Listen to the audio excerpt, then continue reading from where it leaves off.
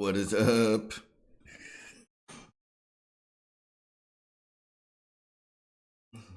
What's going on, guys?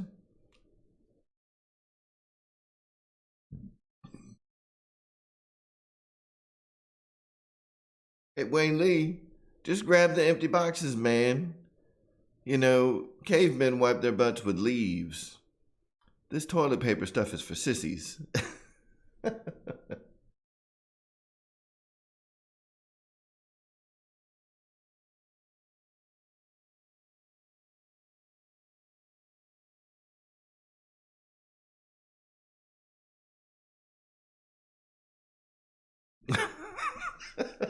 Bledsoe.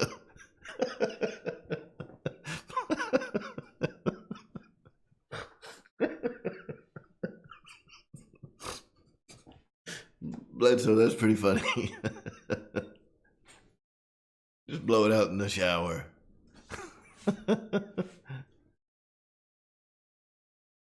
What's going on? Wesley from the Merry Boozers. Everybody say hi to Wesley. He's drinking gross beer tonight, but I can respect. Can y'all hear me okay?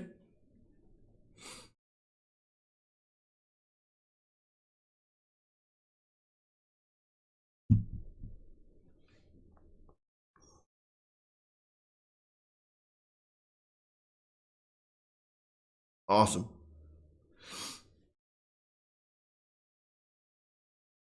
Yeah. Amy might come down. She's upstairs laying down watching some TV. All right. So it has been an interesting week for the channel. We got in a couple of build videos, and well, one build video so far with the Focke Wulf, and I was actually able to get out to the field yesterday at Maiden, the Focke Wulf, whatever the name of that thing is, the FW-190 from Dynam, and man, I know that it's German, and I know I'm supposed to hate it. It's in my blood, because I'm American. It's in my blood to hate German planes from the World War II era and to just want to see them fall out of the sky. But, you know, I'll admit it. That FW-190 is a pretty sweet flying airplane. That thing flies really good.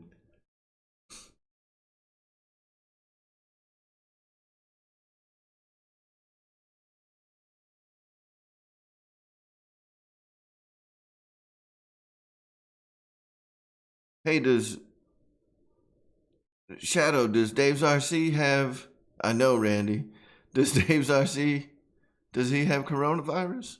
Does he have Kung Flu? So Gooniac, Joshua Mangrum, you getting a wrench? Hold on, man, dang. You are wrenched up.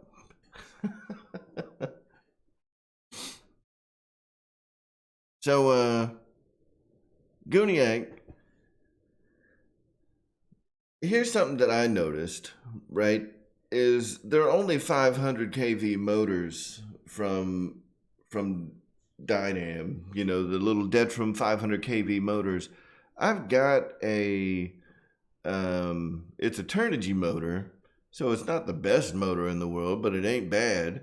And a 70 amp ESC that I put together a 4S power system for another airplane that I don't fly anymore. So I may pull that ESC and the that 750 kV Turnigy motor out of that other airplane and throw it in this Focke Wulf, because that combination should haul ass on 4S without having to go up to 5S. You know, I've got some concerns about the Dynam motors, right? Those Detram motors have such small, tiny leads going to them that I'm a little concerned about throwing more current through the motor with such tiny, you know, wires going out to the motor. So I'm thinking about just swapping that motor out with that 750 kV motor and letting her rip.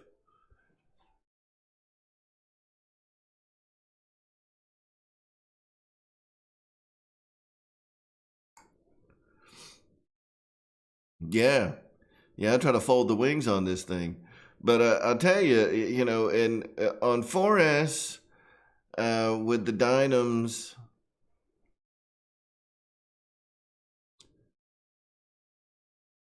I was a little disappointed at the speed.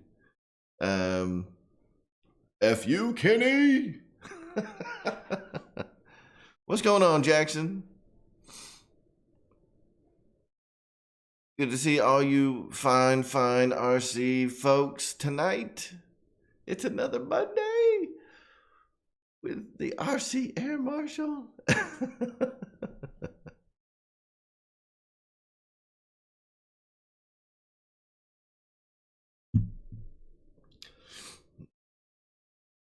Ethan, you put on a good show Friday night. Thanks for staying up late and entertaining us RC fools, because on a Friday night we can't get enough. And sometimes when Dave goes offline, man, we want to keep partying.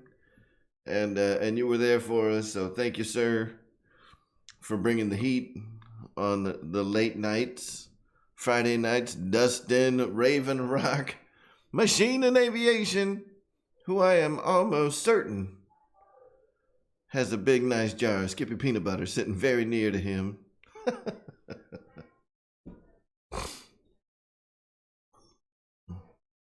Wow. Troy Crank, you must have been putting some serious yeah, Gooniac, the Dynam ESCs are 40 amp ESCs. Troy, I'm amazed that you were able to fold the wings on the Avanti, and the reason I say this is because I have seen the internals of an Avanti wing before, from someone who put it through the trees at our club. It was not wind, you know, it wasn't because he folded the wings, but you know, the Avanti wings, you know, and I got one. There it be. Let me, dang it. The Avanti wings, those things have like a fully boxed in carbon framework inside the wing structure. So, you know, the fact that you were able to fold the wings, man, you must have been doing something crazy. Because that thing, those wings are sturdy.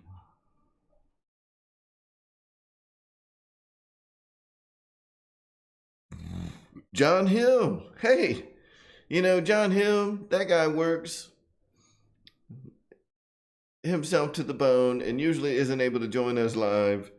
So it's good to see you here live on the show, John. The old man.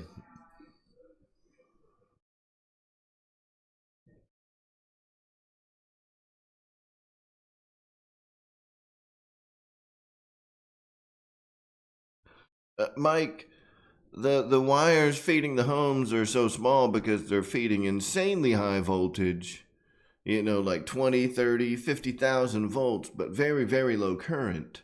So it can go a long way, and that's why they have the transformers at the street. Is they transform that, you know, 50,000 volt line voltage, you know, down to the 110 that we have in our houses.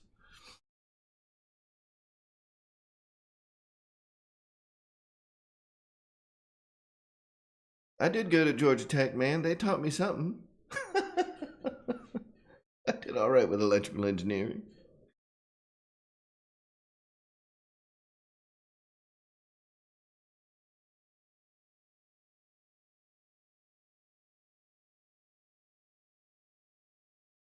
But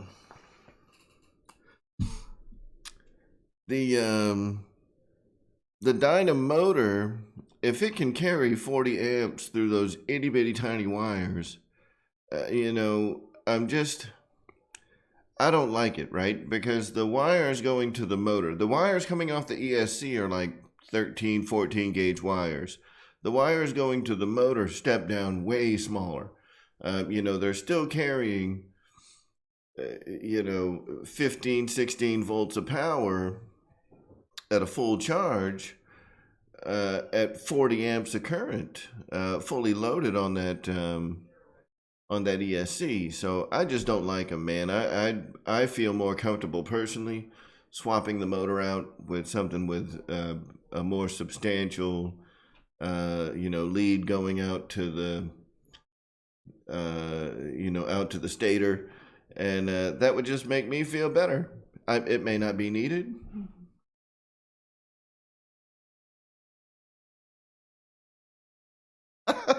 Troy, not. It's MIT for rednecks, man. That's not really true. I was definitely a minority amongst my esteemed class of graduates.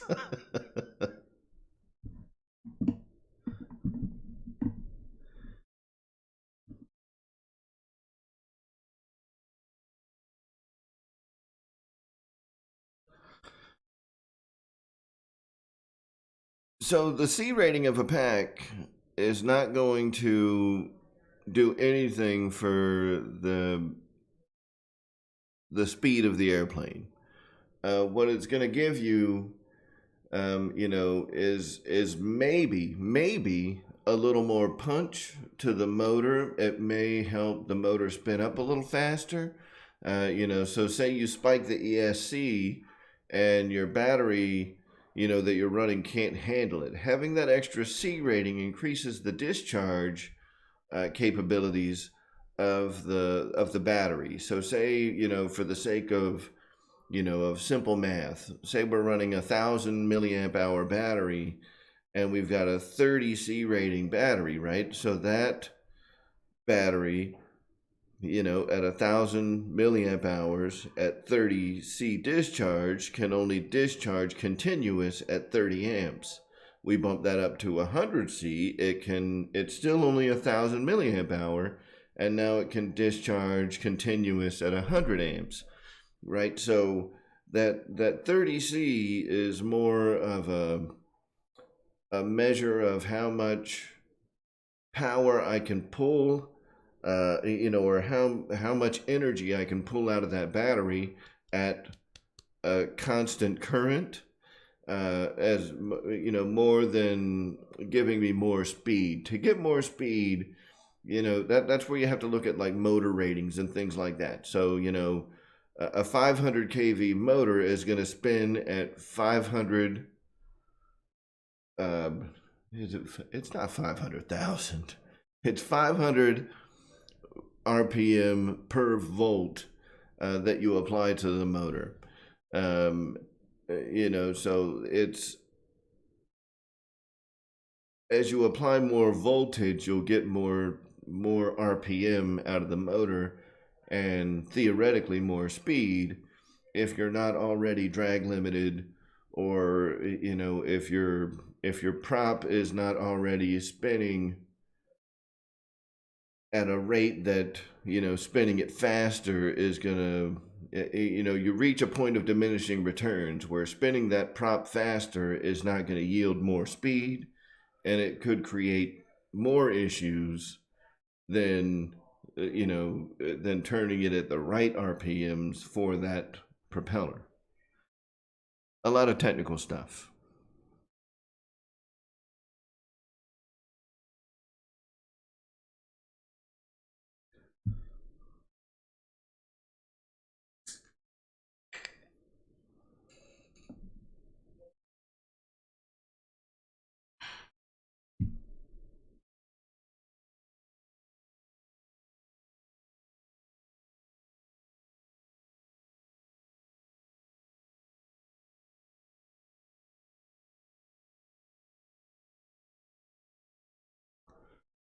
Do I look clean? I don't feel clean.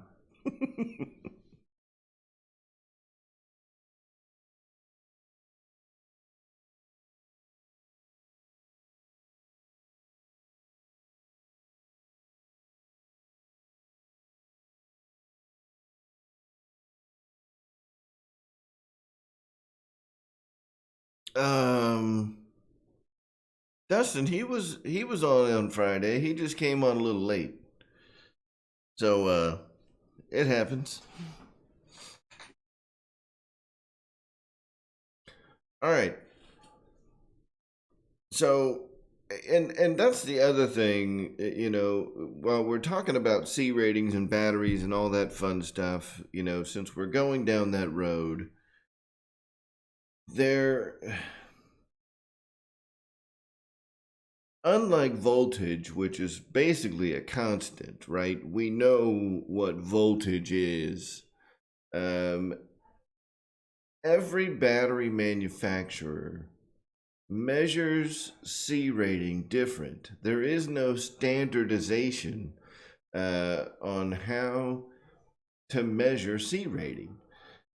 So unless you have an independent third party source that takes batteries in and does true real testing on these cells to measure what the C rating is based on his lab equipment, then the C rating is kind of up in the air.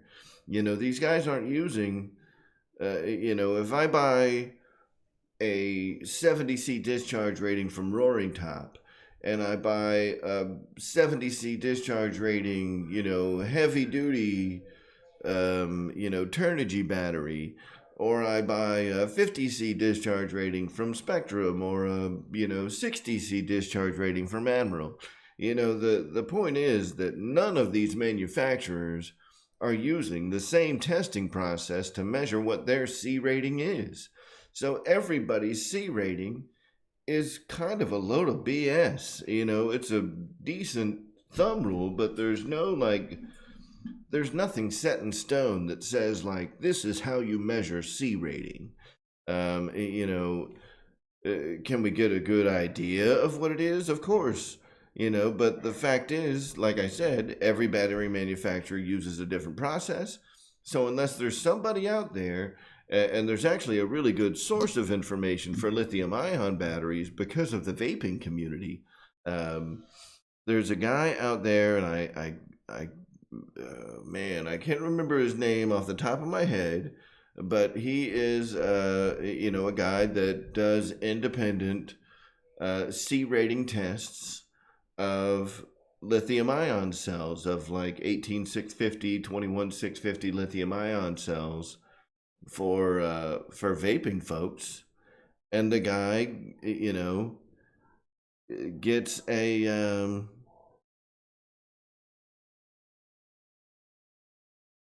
yeah, and the guy his test results are very much trusted within that community of people because he's using the exact same test equipment and the exact same test procedures for every battery that he tests.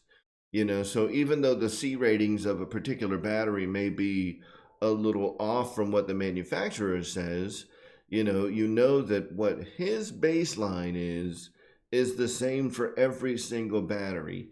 And until we come up, in the RC community, until we have, an independent test laboratory that doesn't care what the manufacturer says, that's going to put out real numbers and tell the manufacturer, the C rating of your battery is this, instead of letting the manufacturers tell us,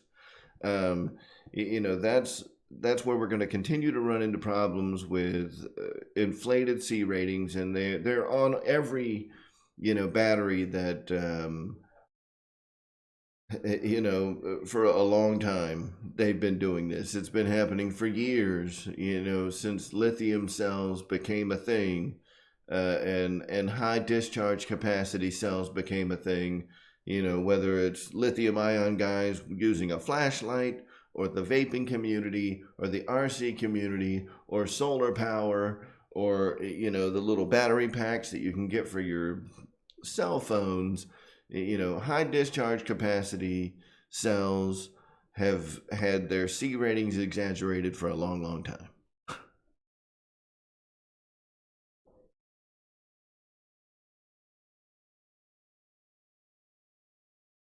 That's cool, Jackson.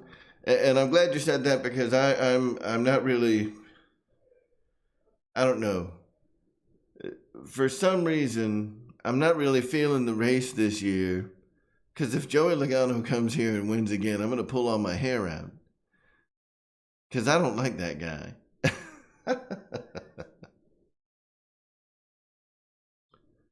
No, Paul, E-flite batteries puff up because they suck ass. I mean, let's just throw it out there.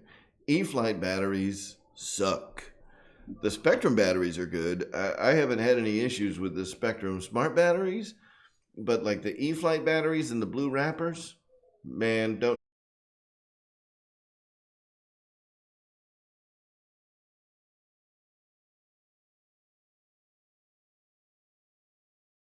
Hey, am I back?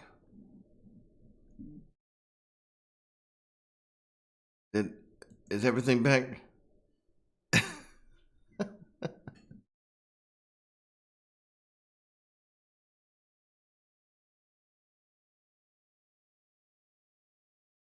Hopefully it's coming back here in a second, guys. Sorry about that.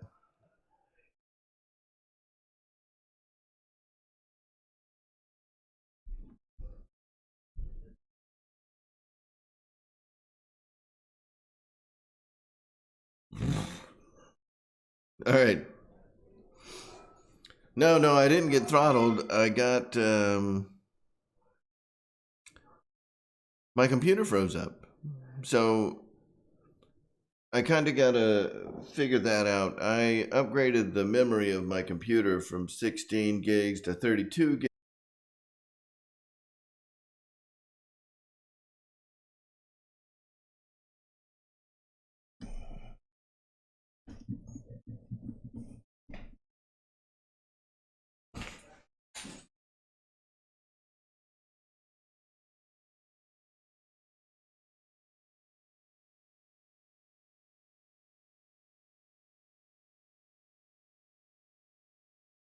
All right, so hopefully this is working. Sorry about that, guys.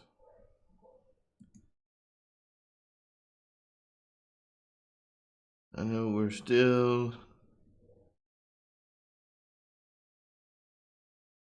we should still be live. Oh, look at this. The cat has come to visit. All right. Can everybody see me okay? I gotta move the camera around a little bit. Oh.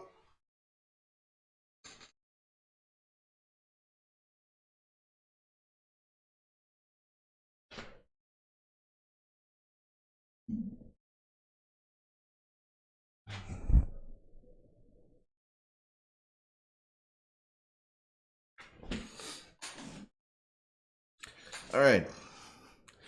So, sorry about that. Hopefully I don't have any other, weird technical issues that happen. Yeah, my computer was freezing up. I don't really know why. I upgraded the memory from 16 gigs to 32 gigs, and even though the new memory I bought is the exact same model and same everything, same timing, all that, funky, geeky computer stuff, for whatever reason, it's making the computer freeze up, which I don't really understand. But it is what it is. All right. So, is the focus no good?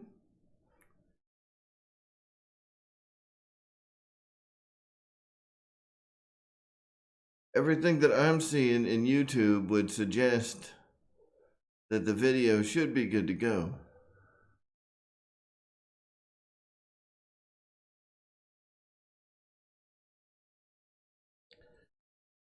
So I'm not sure what's up with that.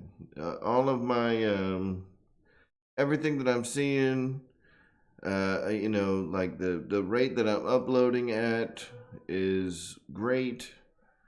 Everything in YouTube says I've got an excellent connection, so it may just take a bit for the for the video to catch up for you guys. So anyway, I apologize about the technical difficulties. Normally we don't have those until 10 o'clock. No, man, the cat just wants to be here. You don't tell the cat what to do. The cat runs this bitch. So anyway, I got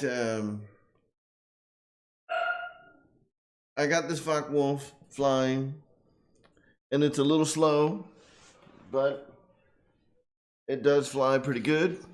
In fact, to be quite honest, it flies excellent. I don't know why I'm surprised by that, but the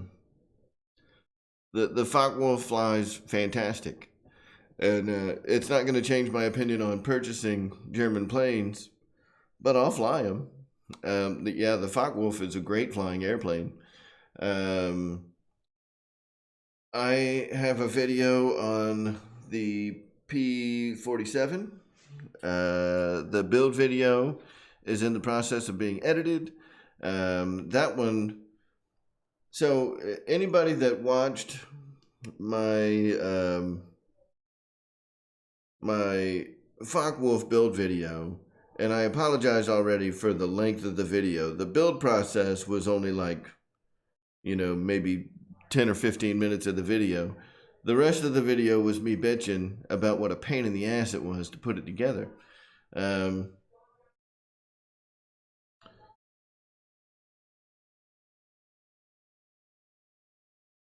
Sorry, fixing the chat. Dave, man, how you doing? You feeling all right, brother? So, stupid ass dogs. All right. So, getting back to it, the P-47 was a much easier build. The only thing that I had to do on that one was drill out the little hub where the tail wheel goes. I didn't have to do anything else. I didn't have to rip the wings apart. I didn't have to do anything. And I took that one out yesterday. Dude, Dave, that's a tumor.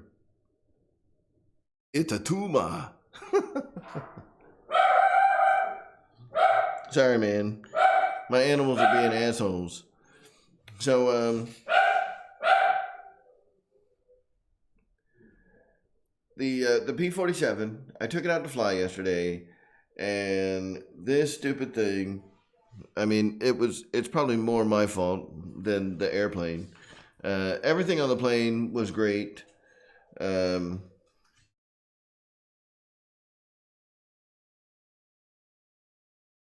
But when I took it up to fly, it came off the runway, and I'm going to blame it on a big heavy gust of wind, blew it off, and then it whacked right into the catch fence for our field. It's all plastic, like the plastic catch fencing, but it did break the like a mounting block for the wing that goes into the fuselage, so it made the plane unflyable. I have since repaired that mounting block, and I'm gonna take it back out to to do another maiden, because it never really took off. Mike, which plane you want to see?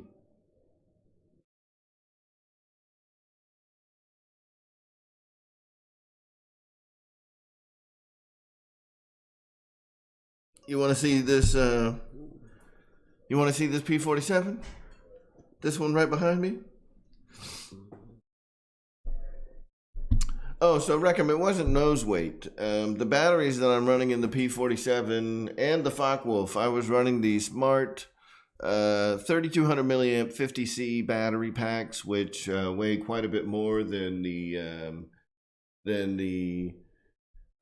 recommended 2200 milliamp hour batteries that Dynam wants you to use. And on the P-47, that battery goes way up front. So I don't believe it was a nose weight issue. The CG looked good when I tested it. But oh man, don't sweat it. Oh wait, if you're talking to Dave's RC, then yes, that's terrible, man, and I hope the best for you. Seriously, I hate for folks to be in any kind of pain, and I know that tooth pain can be like the worst ever. So hopefully you'll be able to get that straightened out here soon, man. So if you want to see the P-47, this is post wreck because I did put it in the catch fence.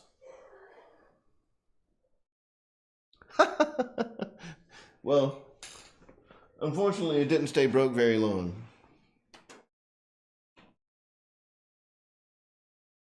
So it is back in business. I haven't hooked all the wiring and everything up though, but this is the P-47. Everything is put back together. You know, there's a little bump there, and the main part of the damage, I mean, it's a plastic catch fence, right? The main part of the damage is here on the wing. There's a little scuff there that you can barely see unless I get it in the right light. Yeah, you can kind of see it there. There's a little scuff mark. And, you know, yesterday when I got home, this end of the wing was kind of bent down a little bit. It kind of looked like an upside down, you know, winglet on the end of the wingtip. And, you know, that's why, like last night if any of you were tuned into Mary Boozers, I was asking like, hey, what's that hot water trick to use on foam?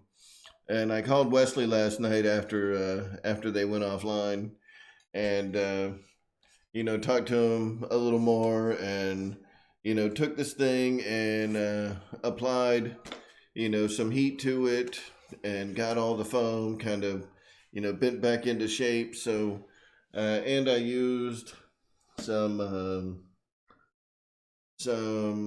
what did I use to glue that block back together? I can't remember, but you know, anyway, the plane is ready to fly again. Everything is working great, and it didn't like break the plane. It just made it where you know, because that block that the screws mounted to inside the fuselage broke. I just couldn't get it back up in the air yesterday, or I probably just went ahead and flown it at the field. But like I said, I mean, the P-47 went together much easier than the Focke Wulf, and I mean, it's a cool plane. So I'm ready to get this one going. Hopefully, you know, whatever it was that slung it into the field, you know, I'll double check the CG again and all that fun stuff. But I mean, even from here, I mean, you can't tell that this plane went into a catch fence. You know, it's in great shape still, and that's what the catch fences are there to do. Is catch our planes when we do stupid crap. So you know, yesterday, the catch fence testing went pretty well.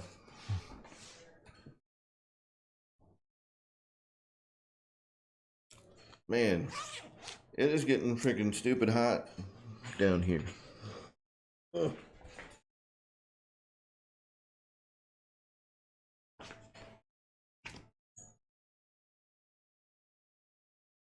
So somebody had mentioned wanted to see the little Fokker again. So apparently somebody did not tune in to the show last week, and that's cool. I don't mind showing the little Fokker again.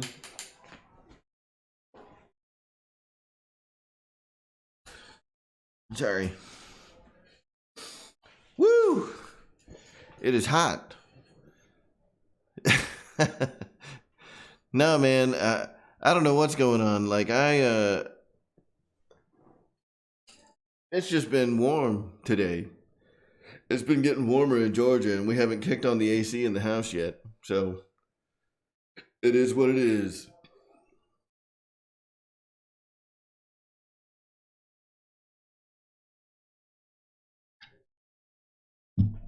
All right, so I'm gonna get out the little Fokker again and show that thing off. Y'all don't have AC up in Washington, GB? Come on, man.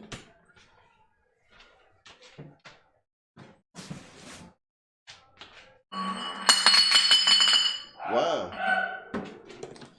Had to test out the alarm system.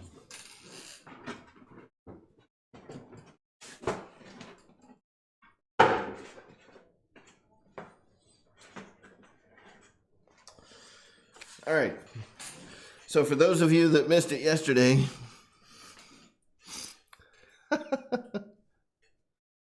I went ahead and bought a couple of little Fokkers. This is the Fly Zone Fokker D7. It is a little 3-channel airplane, biplane. Those of you who were tuned into the show last week, you've already seen this, but someone had mentioned wanting to see it again. So here it is. And it's actually a nifty looking airplane. It's another German bird. And, I was able to fire it up. It's only got, throttle, elevator, and rudder.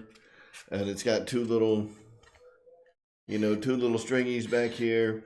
I just assume, based on the size and the speed of the prop, it didn't feel like it wanted to fly out of my hand. So I assumed that it's not going to have very great speed. But, at Joan Hall this year, we're definitely going to take these things and we are going to, we're going to try to have a little battle with some little Fokkers. And it's going to be the Little Fokker Showdown at Joan Hall 2020. It's actually a good-looking airplane. And if one doesn't survive, I may get another one. Just to keep, back here in the background somewhere, because it's a neat-looking airplane.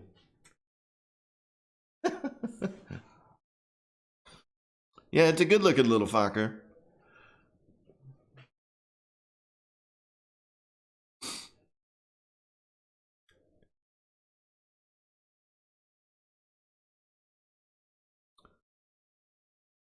No, these are these little Fokkers. These little Fokkers were bought through the generous donations from the folks who were watching the show a couple of weeks back. Somebody had said, hey, these little Fokkers are on sale for $60, which, by the way, the $60 is now the everyday price of these airplanes. So for $60, you can go and buy your own little Fokker, and it is ready to fly out of the box. It's got a charger, it's got a battery, it's got the transmitter, everything. It is ready to fly out of the box. So you just plug it up and go, man. It even comes with a set of AA's to power up the transmitter, and the battery, the flight battery, charges off the transmitter. So it's like those little, old like Air Hogs airplanes, but I'm sure it flies better. I hope it flies better. So we're going to have a lot of fun with these at Joan Hall this year, and I know that that's still, a little ways away, and some folks probably want to see these fly now. What I'll do is I'll probably go ahead and do a flight on one of them, and if I break it, I'll just get another one. But honestly, I don't think that you can break them unless you do something really dumb. Yeah, Wayne, they are on Horizon RC. Let me grab a link. I will post a link for you guys. Now, this is just where the airplane is. So, make sure, let's help out our buddy Pilot Ryan and, use the Horizon links through Pilot Ryan Media. But I will go ahead and find the Fokker D7.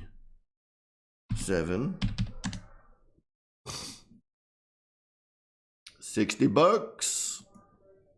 Now they've got a Hanger 9 Focke D7. That one is $800. So this one is absolutely the better deal.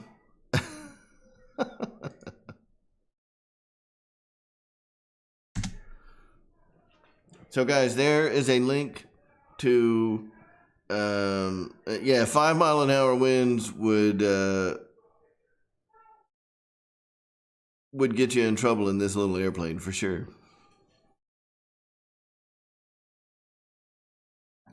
And I'll go ahead and show you guys the website. So here is the website for, or the the web page for the Focke D7 Micro. It is $60. Everyday price used to be $100. So this is a ready to fly model for $60. Comes with your battery, comes with your transmitter, comes with everything, right? So this is a great deal for a fun little plane, to just take out and throw it around and beat up. And like I said, at Jonal, we are going to have a little Focke showdown where we're going to put two up in the air and try to have some kind of battle with these guys. And get them going as best as we can. And of course, it will all be televised.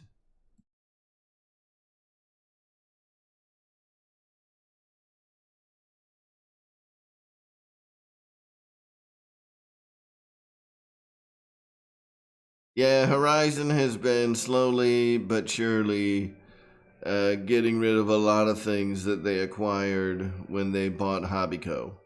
It's kind of sad, or, like the Tower Hobby. So, I mean, Tower Hobbies has effectively become, just a second place to sell stuff for Horizon. And a lot of the proprietary brands, that Tower and Hobbyco carried are either being phased out or, they're not really getting anything new. So it's kind of a shame. Yeah, Shadow, that's kind of how that worked out.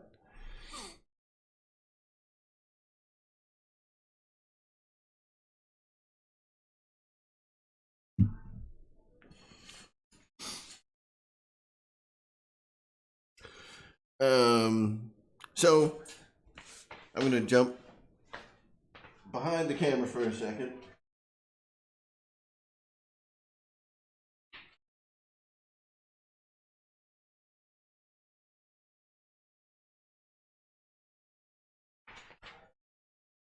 And, kind of show off some of the other things that the donations to the channel are doing. And we don't really have the fruits of this upgrade just yet, but we were able to go out and get, instead of using my iPhone, we were able to go out and get the Sony AX53 camcorder and a little, what's this? It's a little Rode microphone with the dead cat on it. So far, this thing has been fantastic. It is an AX53. It's very similar to the one that GB Linden uses. And got a little camera cover. And, so far, this thing has proven to be excellent.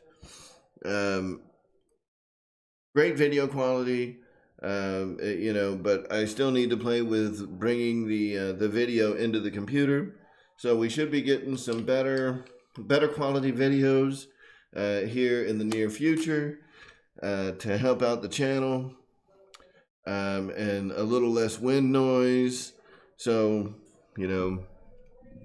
all these things that we do for you guys. Pearl Jam, we have been filming so far. The first time we got to use the camera was yesterday, and the screen washes out pretty quick, so we had to use the viewfinder, the eye hole.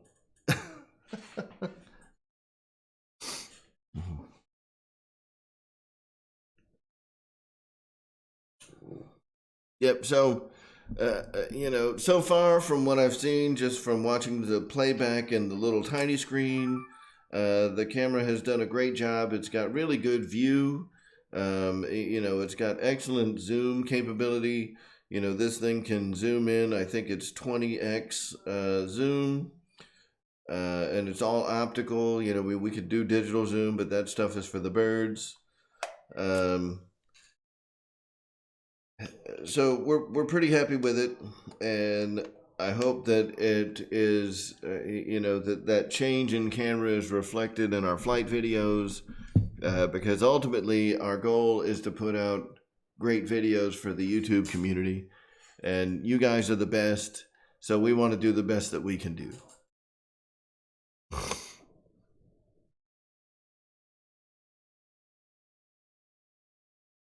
Oh, Mr. Thanks, Dave Zarcy. I appreciate you saying that, man. Yes, everybody hit the like button.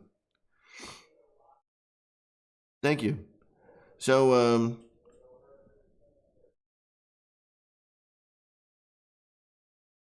what up, Dustin? You may have missed our our testicle difficulties. Did you miss our testicle difficulties? We were having some technical difficulties for a little bit, but it looks like we got those all sorted out, and we're not going to have any more problems. I hope. Um,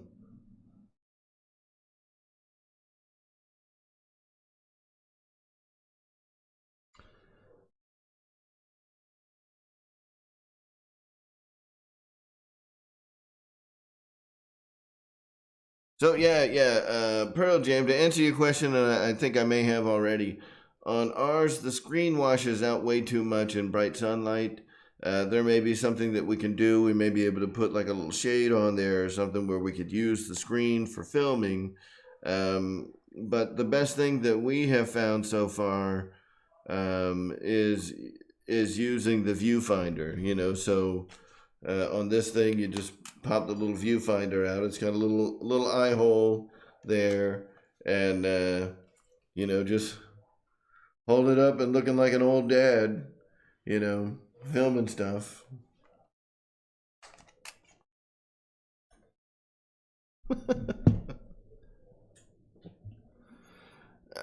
So somebody had asked the question. Let me go back here a little bit. Jaime, and hopefully I'm saying that right. Jaime Ramirez had asked, would I recommend the E-flite P-51 or the Flightline F4U?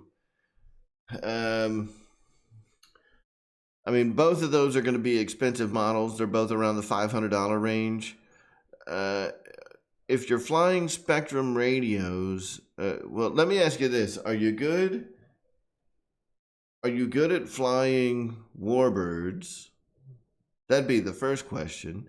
If you're good at flying warbirds, I mean, the P-51 is an awesome, awesome airplane. They really did a knockout, bang up job on that thing. But so are both of the big Flightline 1600 series planes. So the Flightline Corsair 1600 and the Flightline Spitfire 1600 are also both fantastic airplanes. Just in my honest opinion, the Corsair has a much, much nicer sound. Cutting through the air. The propeller on the Flightline Corsair and Spitfire are bad to the bone. And in my opinion, you won't find a better sounding, and this is going to sound weird, but a better sounding propeller cutting through the air than the Flightline Corsair and Spitfire. The Corsair sounds amazing flying through the air. You can barely tell that it's an electric plane. It just sounds like a big. I mean, it sounds great. As far as presence in the air, I think that the Flightline, or I'm sorry, I think that the E-flite, might be the better flying airplane. A P-51 flies awesome, and it might be a little bit faster. It might be a little better flyer. But there's something about the Corsair and the Spitfire that I really enjoy. So I don't think you can really go wrong either way. And I think whichever one you choose, you're going to be really happy. So that's kind of my spin on it. If you're already flying Spectrum, a Spectrum transmitter, the P-51 comes with everything you need in it. Where if you buy the Corsair, you're going to need to buy a receiver. So just keep that in mind.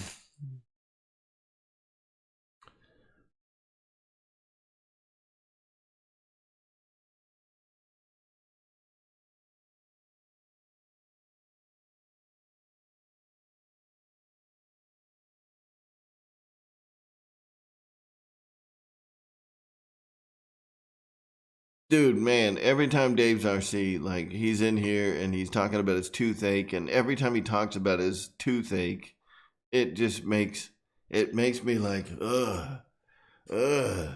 Like, I can only imagine how much pain you're going through, dude, and I feel terrible. And I don't know how the Army was, but in the Navy, they tell you to shut the fuck up and take some Motrin. So, go grab some Motrin, my man. You'll be all right.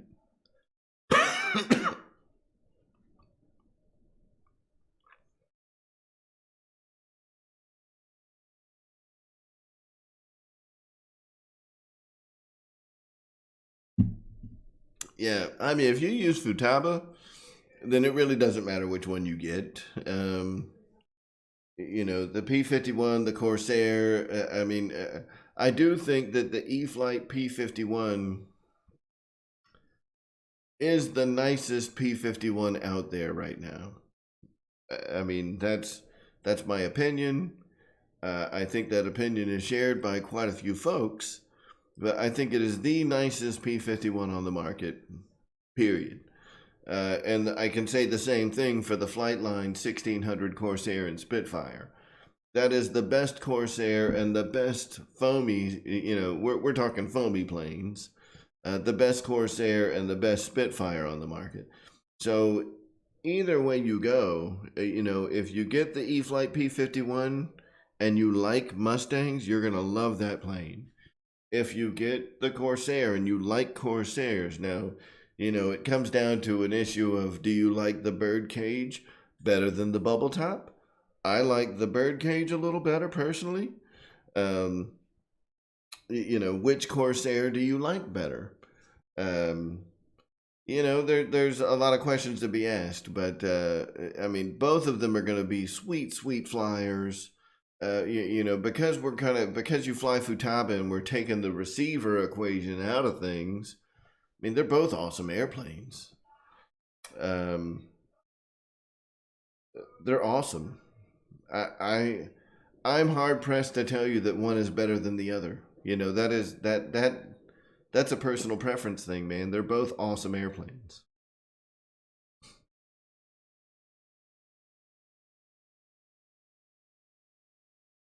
No, this Dave was not in the Army.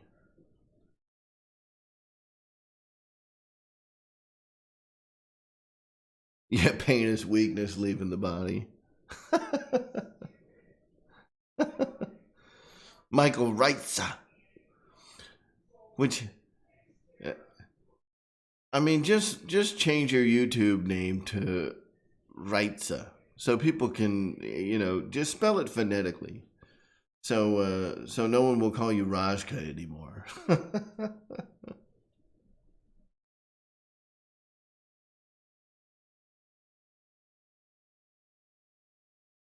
Yeah, I agree. I really like the presence of the 1700 FMS Warbirds, and it's a shame that they're not really making them anymore.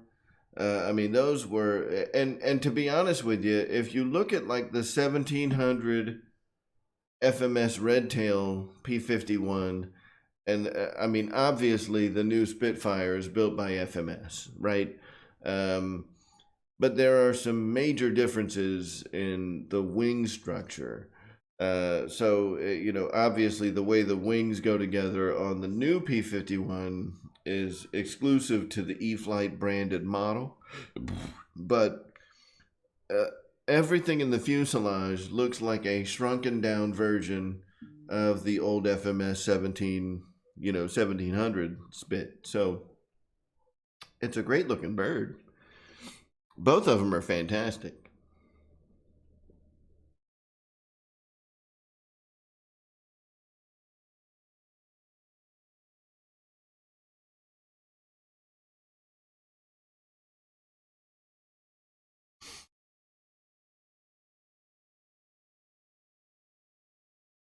Hey, Dave, man, you don't need that tooth. Let it go. Just let it go, man. It's just getting in the way.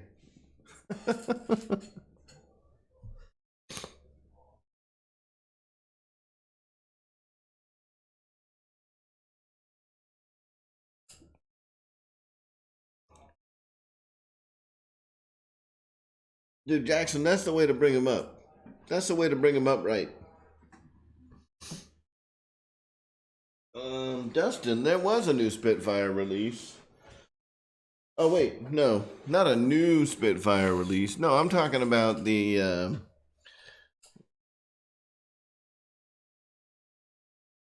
I was talking about the 1600 Spitfire from Flightline. I mean, that's kind of an older plane today, but it doesn't make it any less awesome. Now, the airplane I was going to talk about was the new Black Horse Corsair, and I don't know that it's a new model. I think that it's a model that's been around for a little bit. But that Black Horse Corsair that they've got over at Motion, man, those Black Horse, those uh, those Black Horse planes are badass. Um, all balsa built, beautiful covering. The way that they printed the covering, and the installation of the covering. I've had the good fortune, if you want to call it that, of seeing a few of the Black Horse models up close and in person, and they are amazing. The amount of detail that they've got in the covering on those planes. It's not like they did a great job. The printed covering on the Black Horse models looks awesome, but they are pricey. So, just that be prepared that for most Black Horse models, you're gonna spend pretty close, if not over $1,000, to put that plane in the air once you get it fully kitted out.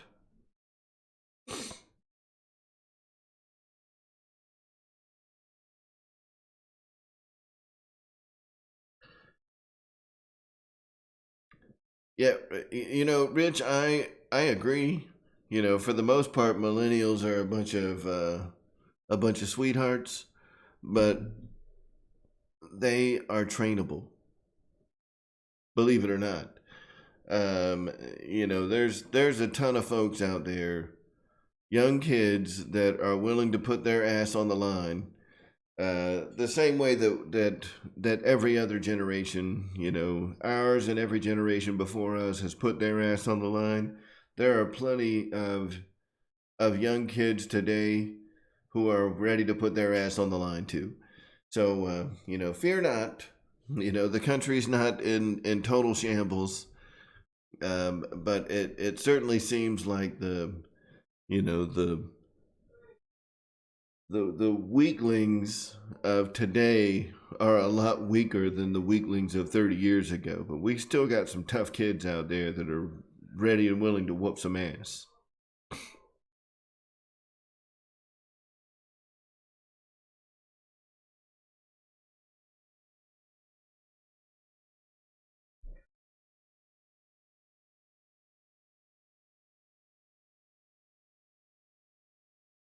Yep.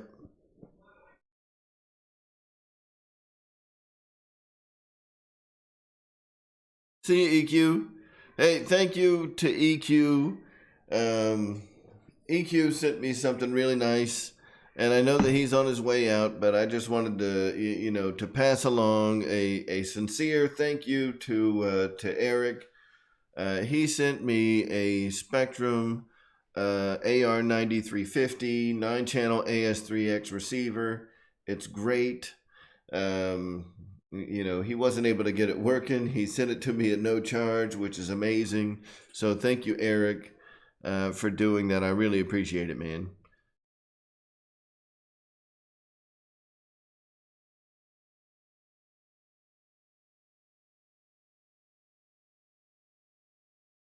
Oh, and there's been a couple of other folks that have been willing to send out their old AR636 receivers. So thank you to all of you guys as well. I really appreciate you guys, doing that. Mike, I think what I am gonna do. So, for those of you guys that have been around my channel effectively since the beginning, because really the start of my channel was me documenting, kind of the build and the work that I put into the Free Wing F-18 up there. And that one is a very sentimental plane for me because even though it's a Blue Angel, it's a Blue Angel. How great could it be? But I'm gonna get it down off the wall.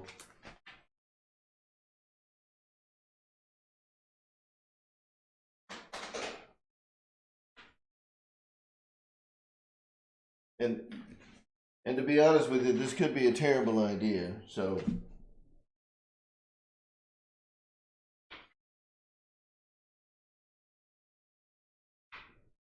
hopefully this goes down well.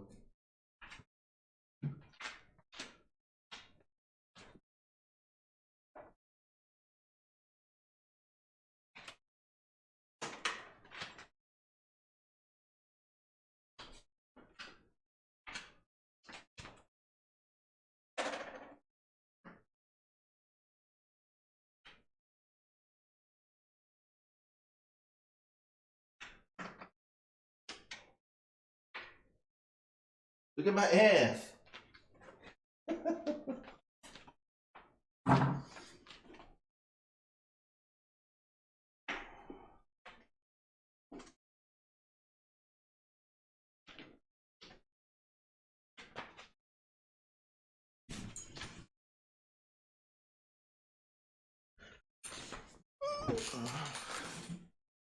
All right. So, sorry about you guys having to look at my butt. Not really. But for this plane, man, I'm always wearing pajama pants. Jeff, you didn't know?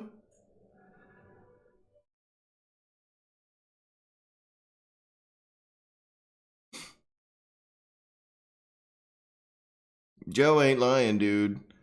Like, once you go on a Westpac, dude, you don't come back the same. You're a different person. When you learn what an LBFM is, man, you become a different human being after that. All right.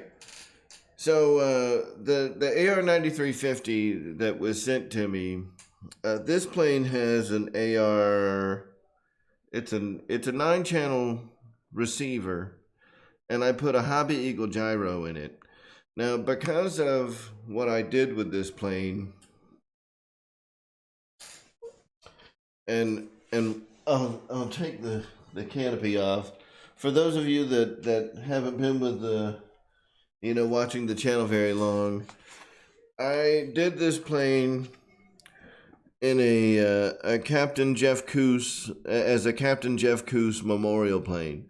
Now, for those of you that don't know who Captain Jeff Coos is, He is a U.S. Marine Corps pilot who flew the number 6 F-18 for the Blue Angels. And I want to say it was in maybe 2016. He ended up losing his life during one of the practice sessions for the Blue Angels up in Smyrna, Tennessee.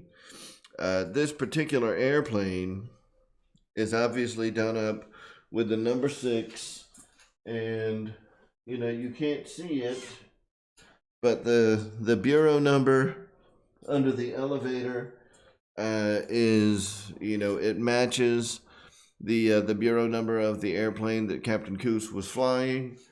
I took the time to repaint the pilot and the lines going down the front of the plane because they're not to scale at all when you buy them. I basically put a lot of work into this plane as a tribute to Captain Coos, and I don't want to lose it, right? I don't want to lose it because of something stupid. And now that Freewing has come out with the high performance, and this is as good a as good a time as any, to say that, hey, if you didn't know, Freewing now has a high performance version of the FA-18C, and that high performance version, instead of coming with an 1835 kV outrunner motor, it comes with a 1900 kV inrunner motor. So it's got a better power plant, and they have also changed the elevator servos to all metal, and there's a couple of other improvements as well. I will be right back, guys. Sorry about that.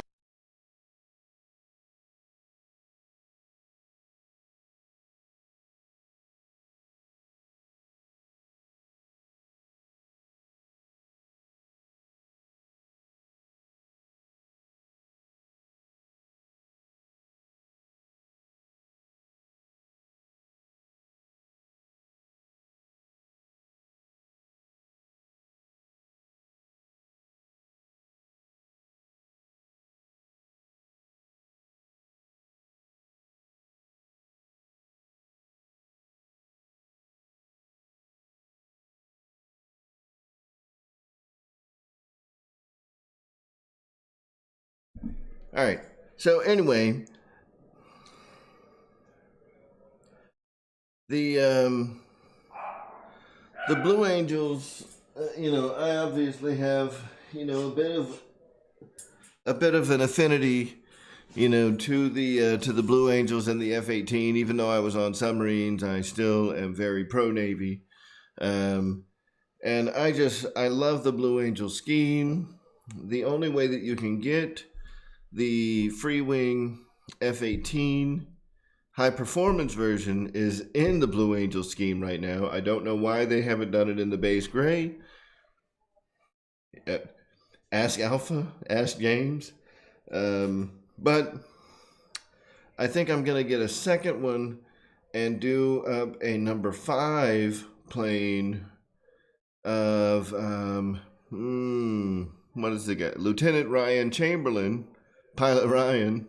Lieutenant Ryan Chamberlain was the lead solo on the team that Captain Coos was the opposing solo on. So I'm going to do up a number 5 Blue Angel and have that one painted and do it up as the model that Ryan Chamberlain was flying, and do up everything the same way I did with this one. Correct Buno numbers, correct nameplates, all of the stuff will be, as accurate as possible. But that one will be a flyer. This one, Ryan Chamberlain never died in a plane. Captain Coos did. I don't want this plane to ever meet that fate. If I crash the number 5 plane, that's not bad juju. You know what I'm saying? I'll let that one go. But I can't crash this plane. So that 9350, I will put it in a new F-18 that will be the number 5 plane.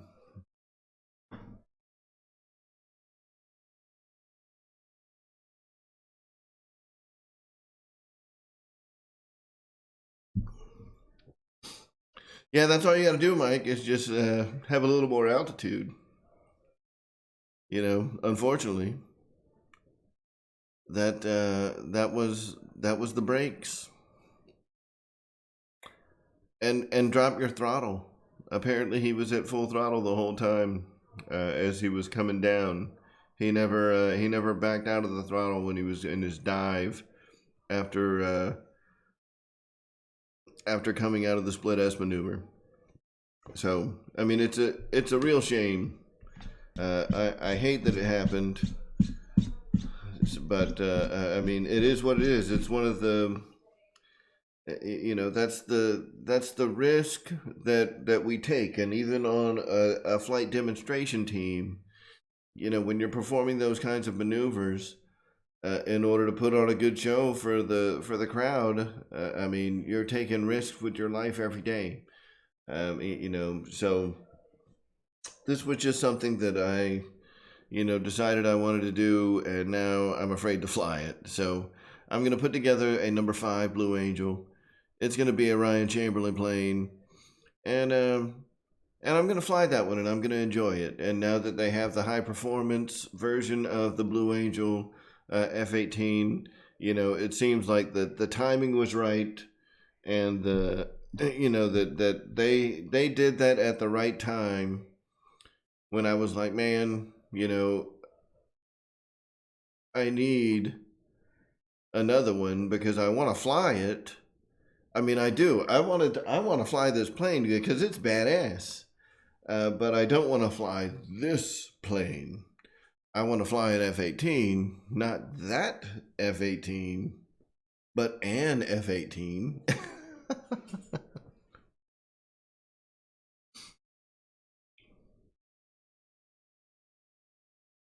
Yeah, man, I can't even imagine how.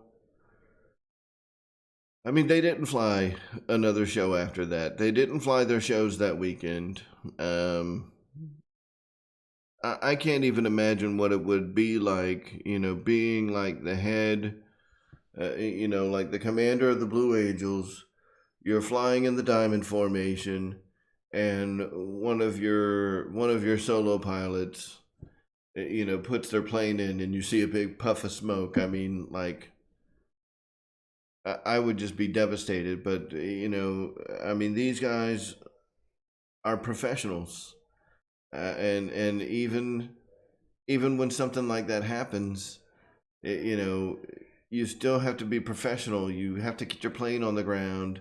You have to assess the situation, go assess the crash site. At the end of the day, he's got to go and write up a casualty report and shoot off that casualty report. Message traffic. I mean, there's a lot of stuff that those guys had to go through after that I can't even imagine what that's like. I mean, I had a couple of shipmates that died, and that was terrible, terrible. For the folks that were in the Army or the Marine Corps in Afghanistan, in Iraq, you guys experienced that a hell of a lot more than I did, and that I can't even imagine what that must be like. It was such a different situation on submarines. Like we were fighting a different kind of war. Which sounds stupid, but it was a different kind of war. It was all for the better good. At the end of the day. But I wouldn't want to do what those guys did, and I know that those guys wouldn't want to do what I was doing.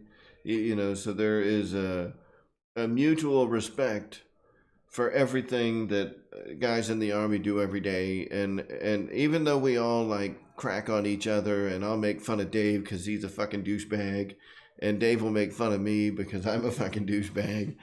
But at the end of the day, there's a mutual respect that we have for each other, because I could never do what he did. And on the same token, most of those guys would never be on a submarine. So, we all put ourselves in harm's way in different ways all the time.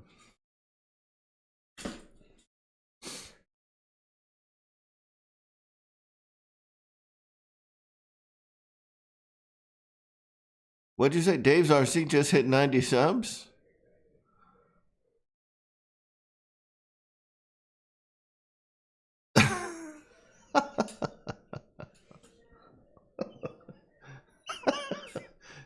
Rich, that's funny. No, I will never give away this airplane. This airplane will be with me till I die. Because I don't plan on flying it. I don't plan on breaking it. I'm just going to leave it sitting the way it sits today. All the electronics, everything is going to stay in it.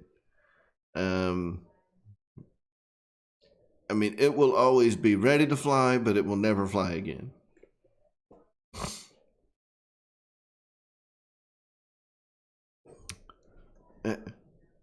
What?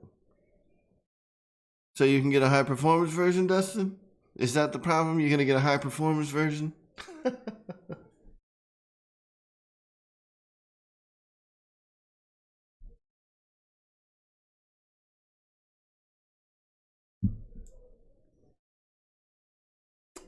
Oh, by the way, guys. Dustin, did you build it, or is it still in the box?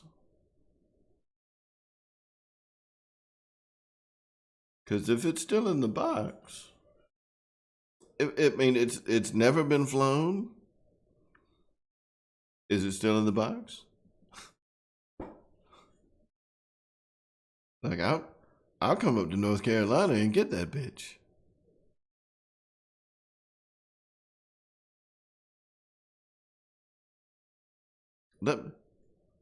What's up? I'll come get it. I'll come get it this weekend. How much you want for it? Have you put any decals on it? Have you done any painting or anything like that? Or is it still like just the base gray?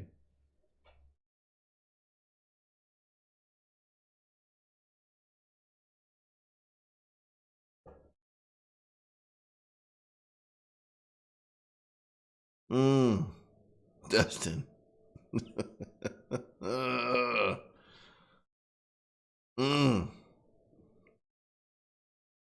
I might have to come up to North Carolina.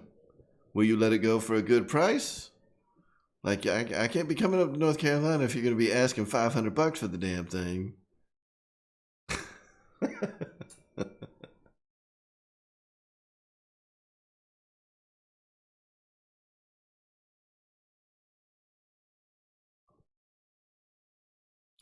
Yeah, that's kind of how that works.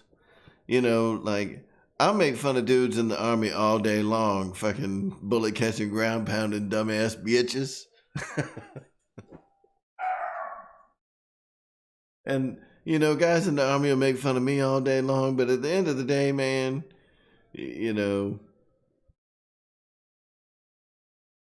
like, you got to, we all defend each other, and we all make fun of each other, if that even makes sense.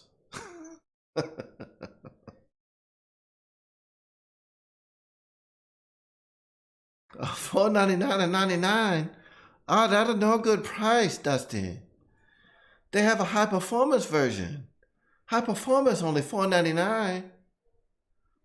You get a way less money. You get a way less.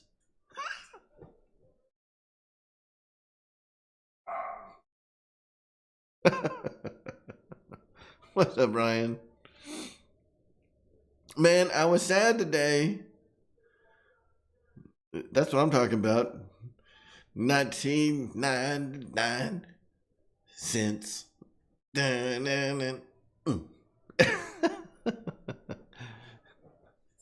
So, Ryan, today I was sad because, even though I ordered my Creighton on Friday, they did not they didn't send it today. And I was like, what? But I did. I went ahead and started buying up. I went to Hobbytown today and bought up some RPM A-arms for the front and back of the Creighton because I know I'm going to break them bitches.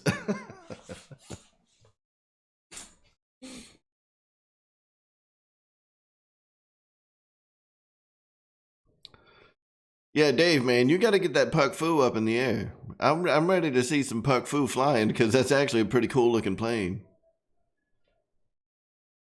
Puck Fu. Hey, Deuces. Have you ever seen that show Cat Dog from on Nickelodeon? Puck Fu.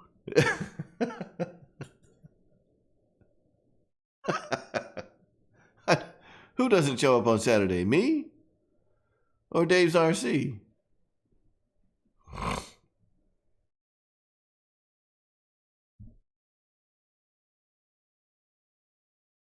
So Cat Dog, and I know that this is a show about, RC aircraft, and, I got a big nice one sitting here behind me. So shut the hell up for a second. I'm going to talk about something completely different. There was a show called Cat Dog on Nickelodeon probably about 10 years ago. It was a terrible show, but it had this funky ass animal, right? It was basically like a body. And on one end it had a cat, and on the other end, instead of a cat's ass, it had a dog head. And so you got a dog head over here and a cat head over here.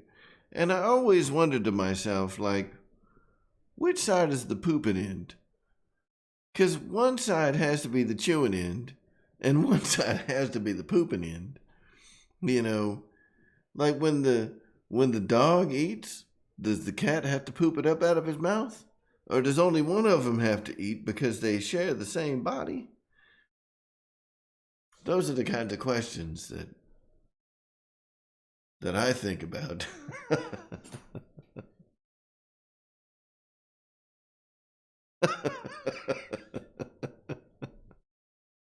Shadow knows what I'm talking about. Yeah, that's a great question. How did they go poo?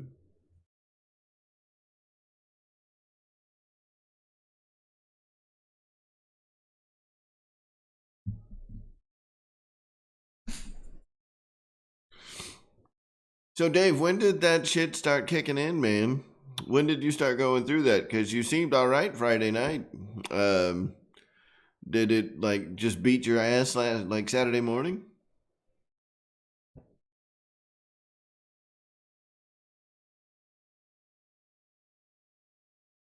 Dennis, don't make excuses for the creators of that terrible cartoon. They have to go to the bathroom, man. They have to have hiney holes.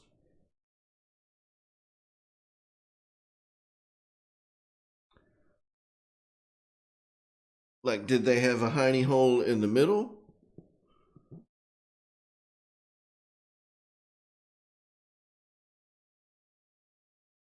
Ah, gotcha. He just put on a good show.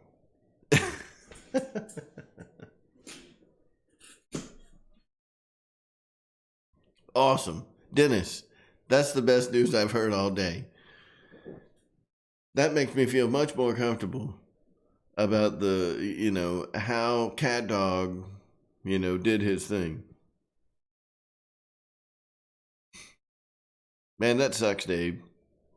Well, hopefully, the docs will get you taken care of, brother, and you'll get that tooth taken out of your mouth, and they'll give you some painkillers, and you'll be all right.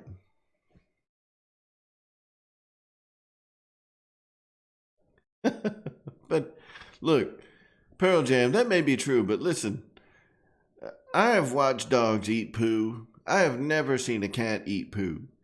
So I gotta think that if it was gonna come out of one of them's mouth, it's probably the dog. You know, because dogs are like, fuck it, I'll eat it.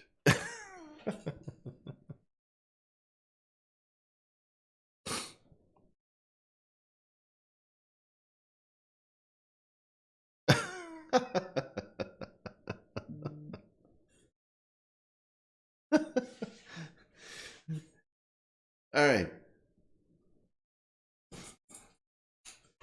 So, nice, Dave. Well, hopefully you'll get to feeling better here soon, man.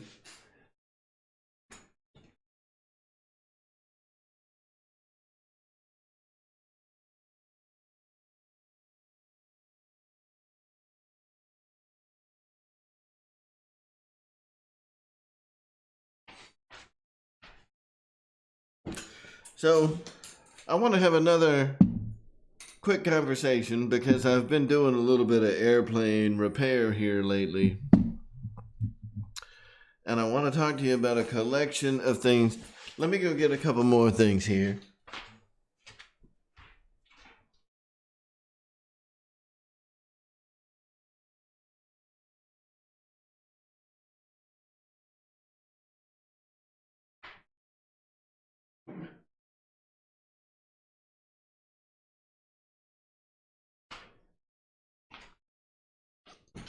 All right. All right, I've got my my small collection of things that I want to talk about. You know, getting back to the excuse me. So getting back to, you know, talking about airplanes. Fools. So I want to talk a little bit about foam repair because I've been having to do a little bit of foam repair lately, and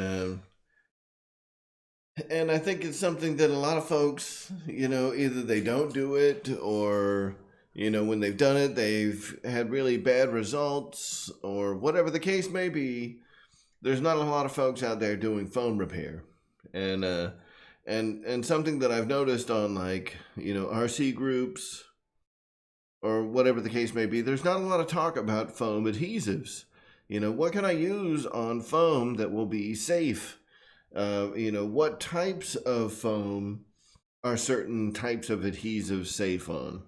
You know, so I wanted to go over a little bit tonight about all the different adhesives that I use on foam. And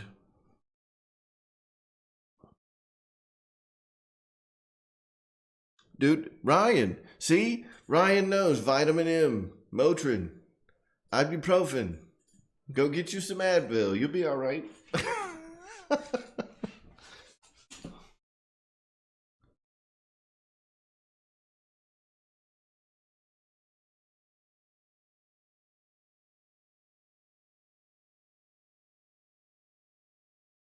Oh, Dave. Damn.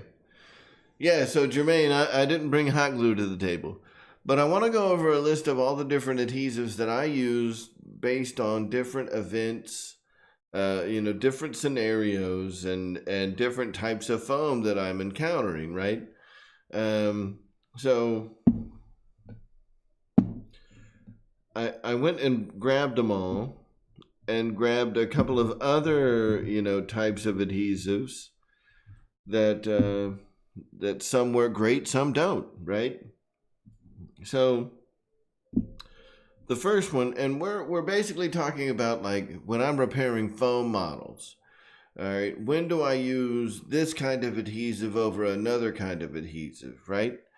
You know, so the first thing that I'm going to show you is, now, whenever you see the labels like this that have, you know, the shit, my finger's not working right. So they've got that, you know, kind of diagonal label on that. That is BSI. This is Bob Smith Industries. Bob Smith Industries, or BSI, has been making model adhesives for as long as I have been making models. This is great, great stuff. Anytime you see that gold label, Super Gold or Super Gold Plus, this is the Bob Smith Industries Foam Safe CA, right? This is basically super glue, and it's super glue in the household, but when RC or modeler guys get a hold of it, it's called CA. Either way, it's the same stuff. So this gold glue, I'm actually running a little low. Actually, no, I've still got about a third of the bottle left.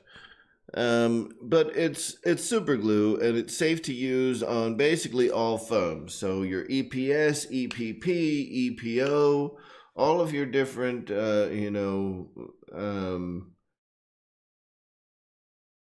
foam formulations.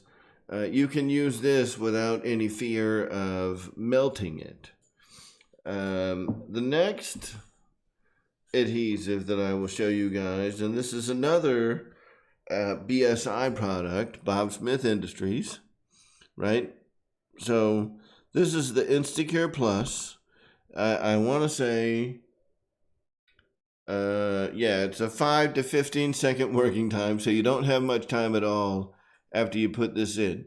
This is generally good for plastics and EPO foam only. This is not a foam safe CA. So if you're working on a foam airplane, like for you guys that are new to foam modeling and you're wanting to get into that kind of stuff, this right here, this is not what you want to use on the actual foam if you're dealing with like an EPS or an EPP foam plane.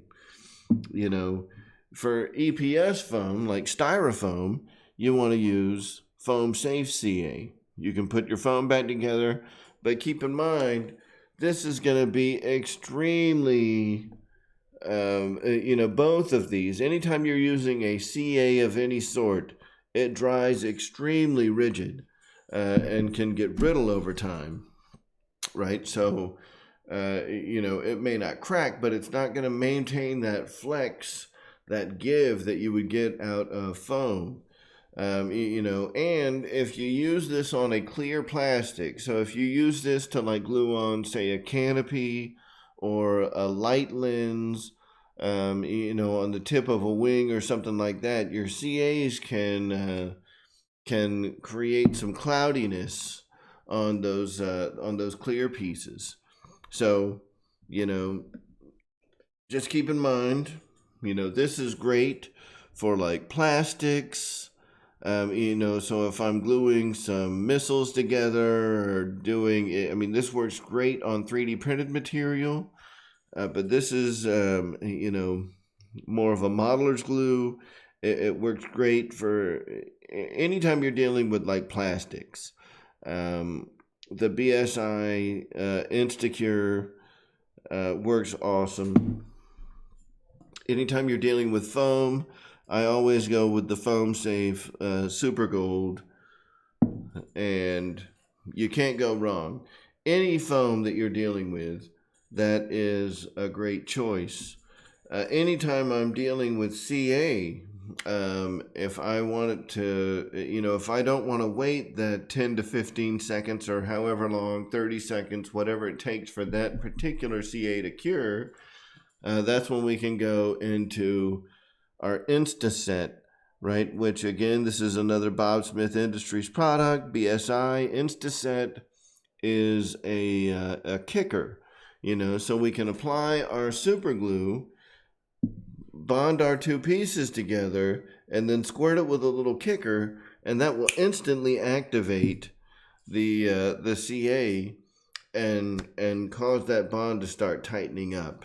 Now, one of the neat things, specifically with superglue, with CA, and with most of the other things that I'm going to talk to you about here, with the exception of one, and we'll get into that, the CAs, are activated by that chemical response, right? They don't necessarily need oxygen, right? So a CA will fully cure and fully harden, regardless of whether it has access to oxygen or not. The next thing I'm going to talk about, and you guys are going to, I guess, you guys are going to figure out pretty quick that I'm very particular to one particular brand of products. But this is our 5-minute epoxy. This again is a Bob Smith Industries product. The epoxy, so the Bob Smith Industries epoxy, you can use it on almost any material. It's foam safe. It's great for metal. It's great for plastics. It's great for wood, and it damn near does not let go. We're not spinning no wheels tonight, Dennis.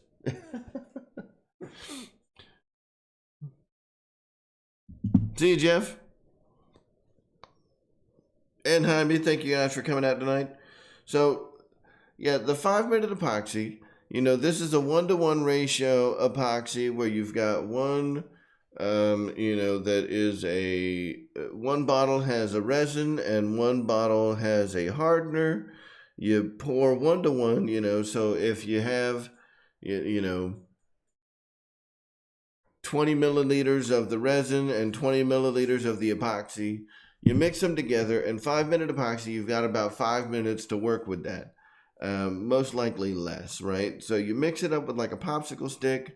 I use like an acid brush. It's like a metal handled paintbrush to apply the epoxy onto whatever I'm going to be working with.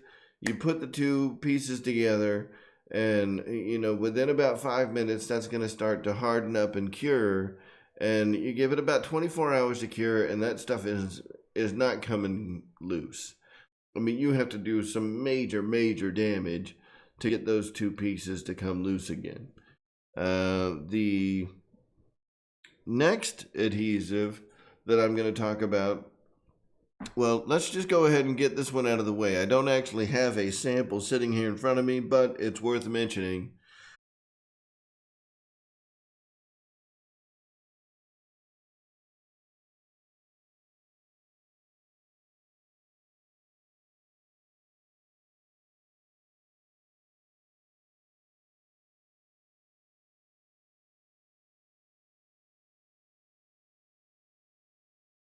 All right.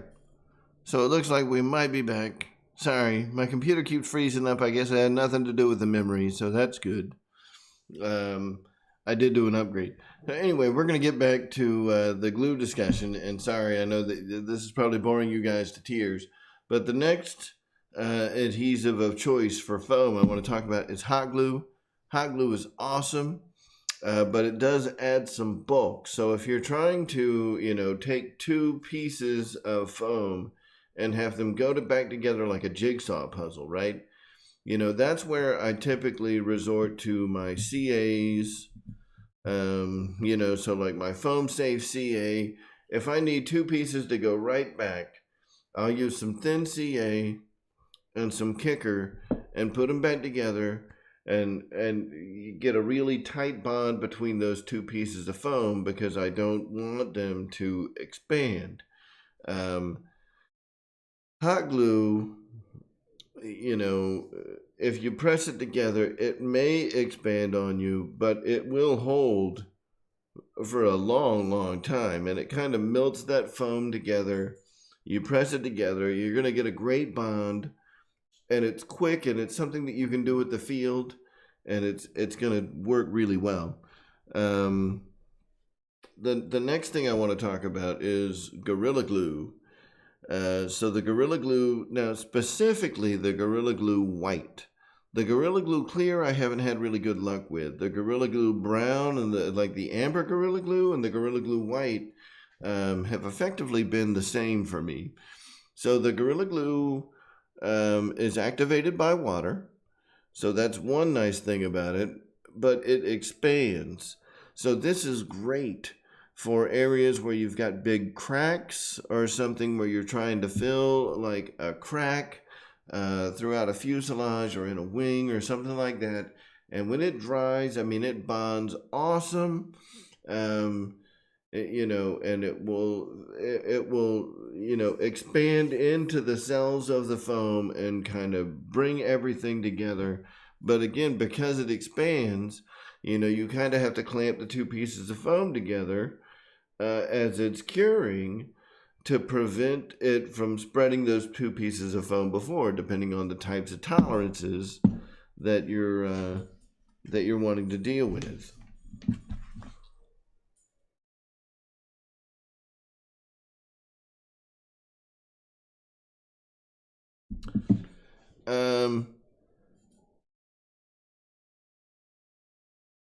Fred, welcome to the show, man. I appreciate you coming out, and as always, we appreciate the hell out of Fred Barron's support. Fred, I wanted to show you, what your support has brought, been able to bring to the channel. We were recently able to purchase a Sony AX53 4K video camera.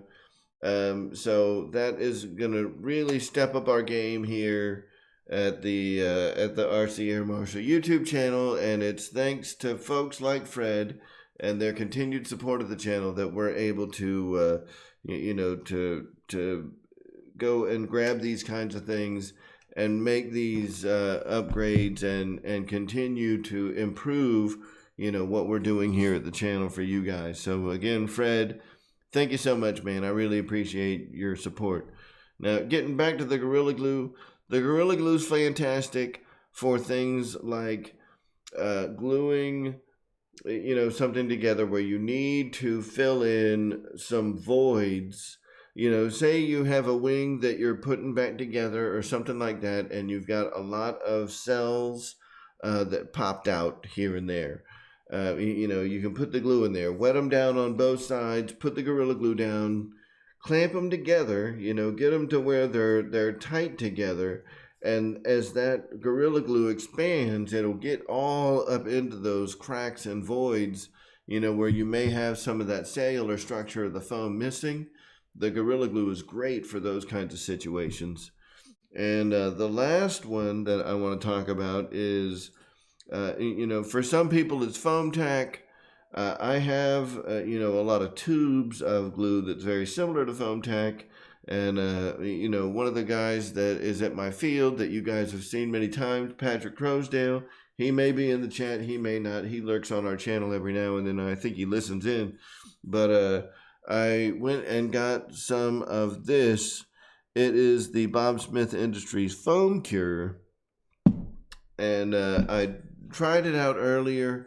And it's a very similar adhesive to foam tack. It's a water-based adhesive that's going to work really well, almost like a contact cement. But the key to success with foam tack and this foam cure is it requires oxygen to activate the adhesive. So what does that mean, right? So as we apply this type of adhesive to a surface, we want to give it some time for the air to activate it, so we can just smash them together. But here's the thing with like a water-based adhesive like foam tack or foam cure, both of them behave very similar, where it's a water-based, I think it's like a polyurethane-based adhesive. If it has no oxygen, it will never cure, so you may have it may be cured on the edges, but it never cures on the inside, which is why you'll see, a lot of folks that are using foam tack or whatever the case may be, you let it sit on the surface for a few minutes and let it start to get tacked up. You let it start to get sticky, and you take it apart, and you want to see that stringiness and let that oxygen get to it so it starts that curing process. And then put the pieces together and tape them up and clamp them down. And, it's not going to expand on you. But the other thing that's nice about both foam tack and this foam cure is they hold their flexibility, right? So the qualities that you expect out of foam, you want it to remain flexible and things like that. you're going to remain, you're still going to be able to get those qualities when you're using something like foam cure or foam tack. And I will be right back again. I apologize.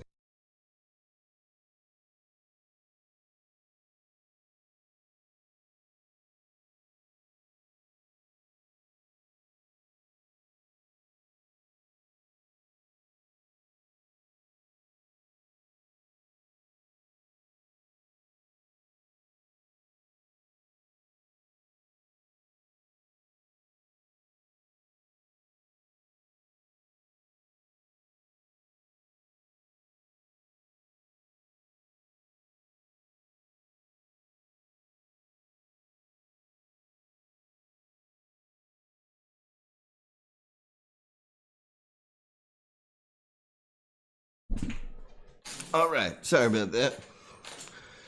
So, does anybody have, and thank you, Channel 6. I appreciate that. This is my baby back here.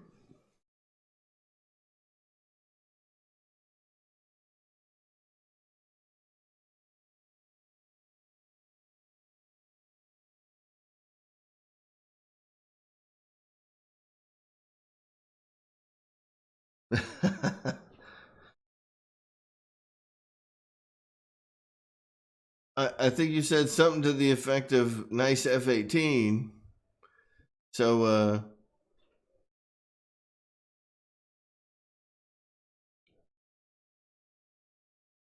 on the E-flite Viper wing.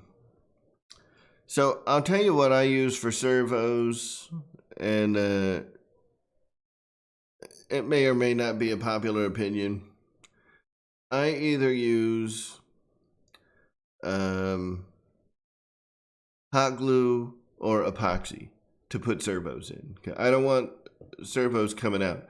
Hot glue, I've had fairly good success if you score up the bottom of the servo, but typically I'll mix up some epoxy, some of the same stuff like 5-minute epoxy. I'll put it in the bottom of the servo cabinet or in the bottom of the servo pocket.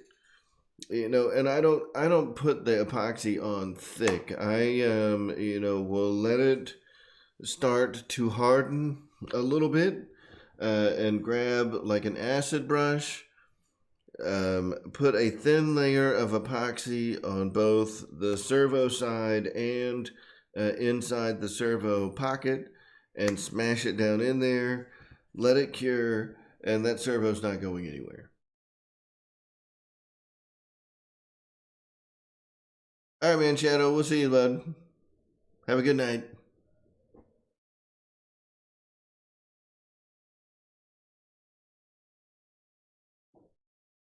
Ha!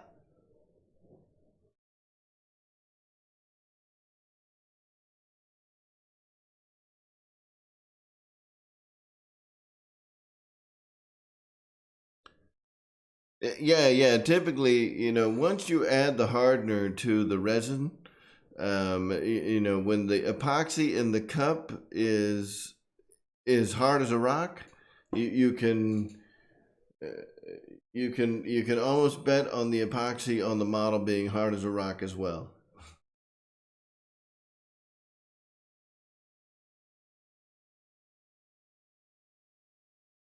Yeah, cured, done, whatever the right word is. I think that dry, there's so many different words that you could use to describe the completion of the cycle for an adhesive, but let's just call it stuck.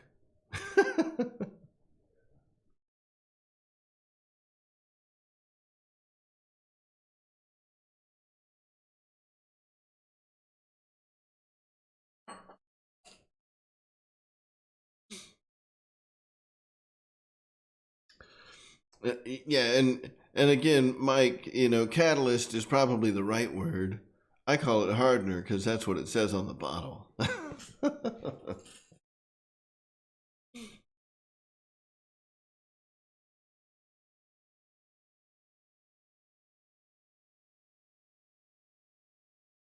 Who, me? Rich? No, hell no. This is American beer. In fact, I gotta leave the camera one more time. Man, I apologize. I need to have like a second person here, like Ryan and Jeff and all those folks. Yeah, like I have a second person here so I can get up and leave and there's still someone here to talk. Like I need a Bobby. Where's Amy? God bless America.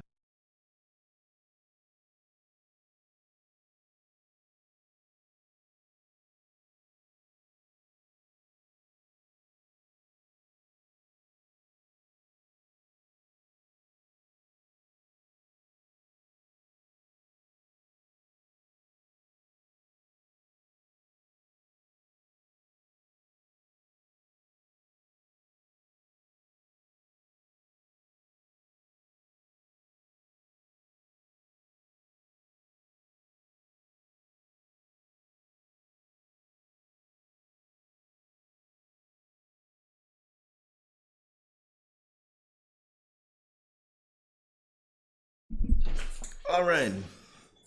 I am back, fellas. Sorry about that. And hopefully the computer is still in good shape.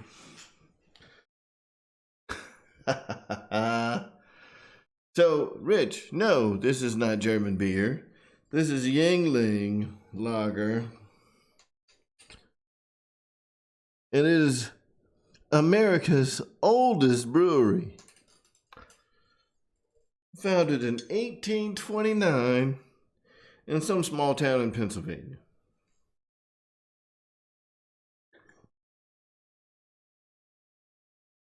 Yangling Lager is fantastic. I enjoy it.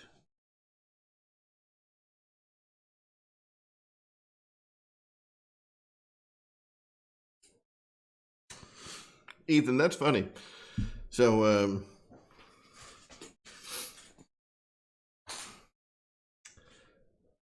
I don't get wasted off like 6 beers, dude. I spent a long time in the Navy, and they trained me to develop an immunity to barley and hops. So, um, I can drink a lot of beer. I developed an immunity to alcohol.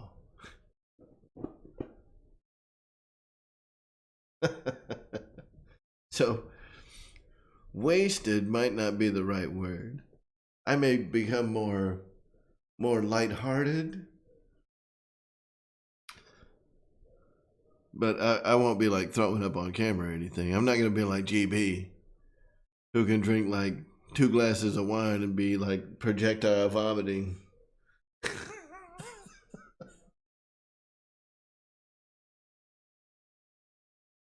That's right, Pearl Jam.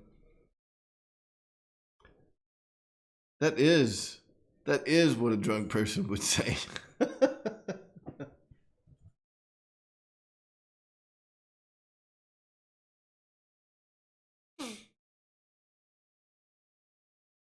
There probably is like, so George Watts, I believe next week I've got, so anytime I go to the store to buy beer, I only buy Yingling, and I always buy a 12-pack of the traditional lager and a 12-pack of the black and tan. Now, the only reason you guys have ever seen me drink the traditional lager is because the black and tan goes away really quick around here. I drink the black and tan. I drink it quick because it is good. Good. I love the black and tan.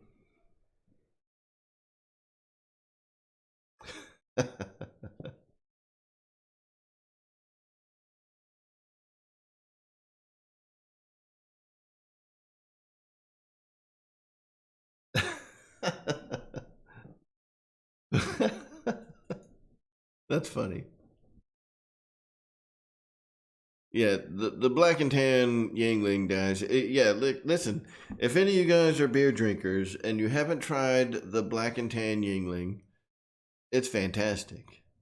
I would go get one, but I don't want to leave again. Before I'm before I have to. Hey guys, I want everybody to observe something that's been here for like the last 6 weeks or so. Check out what time it is, fellas, and look at what's still going on. And it may be because I've had to restart my computer like 4 times during the stream, but it seems like the internet is stable.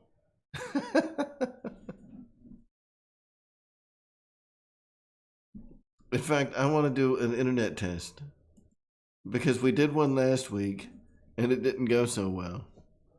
So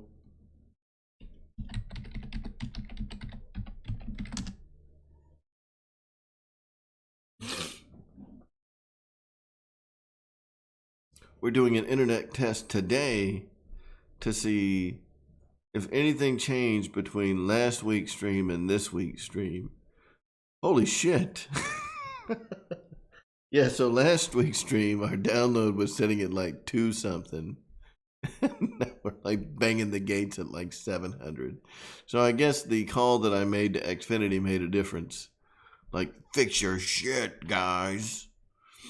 Yeah, so we don't have, all of our upload speed, but that's good because I'm paying for 20 and I'm getting 16, 17, 18. Damn.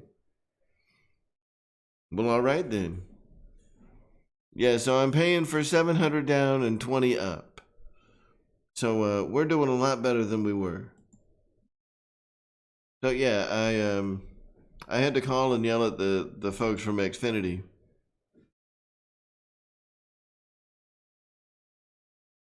Yeah, Gooniac.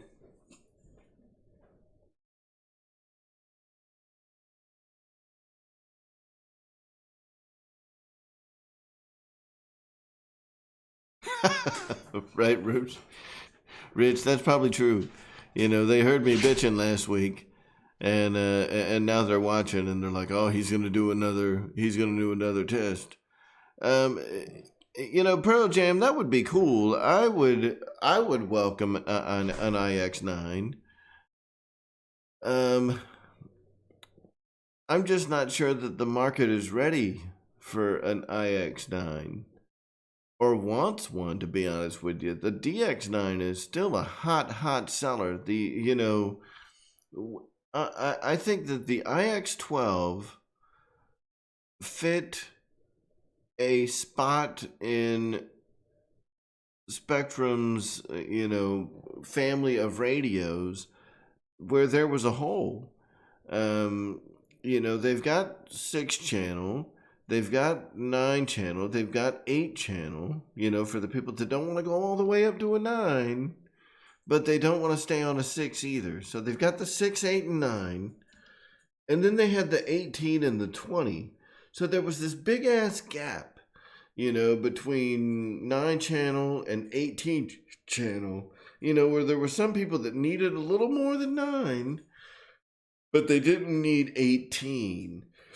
And that's where I think that iX12 filled that gap really nice. And then they came out with the iX20. Now, as they go through their back catalog, I mean, if they're going to replace another radio with an Android-style radio, I think that the 9 is probably the first one on the cutting block of the Airware, transmitters. Who's next? Because it seems like that's kind of the trend is, I don't know how many years of life the traditional Airware transmitters have left in them. So, but honestly, I don't see us getting an iX9 if they go that route, probably for another couple of years. The iX12 was out for a couple of years before the iX20. And I think that the iX20 is probably going to be out for a couple of years before we see an iX9. And then they're going to have to do like an iX12 V2, because all the people with iX12s are going to get pretty pissed off after a while. It'll be like, hey man, I live in this 12-channel market, and I adopted this iX12 and I love it, but the processor is so slow that I can't run airware anymore because you keep upgrading it or whatever the case may be. You know, I hope that Spectrum doesn't like wedge themselves into this product cycle of planned obsolescence because software upgrades require more hardware than their older models can can support. which is kind of what we see with like Apple and Android phones, and older ARM-based processors can't run the latest version of Android. Just like the oldest iPhones can't run the latest version of iOS. We're going to start seeing that same thing happen eventually with Airware. Where the oldest versions of the iX series radios aren't going to be able to run the newest version of the Airware software, and that's going to suck. So, and maybe that's exactly what they want. Maybe they want, the community, because, I mean, here's the thing.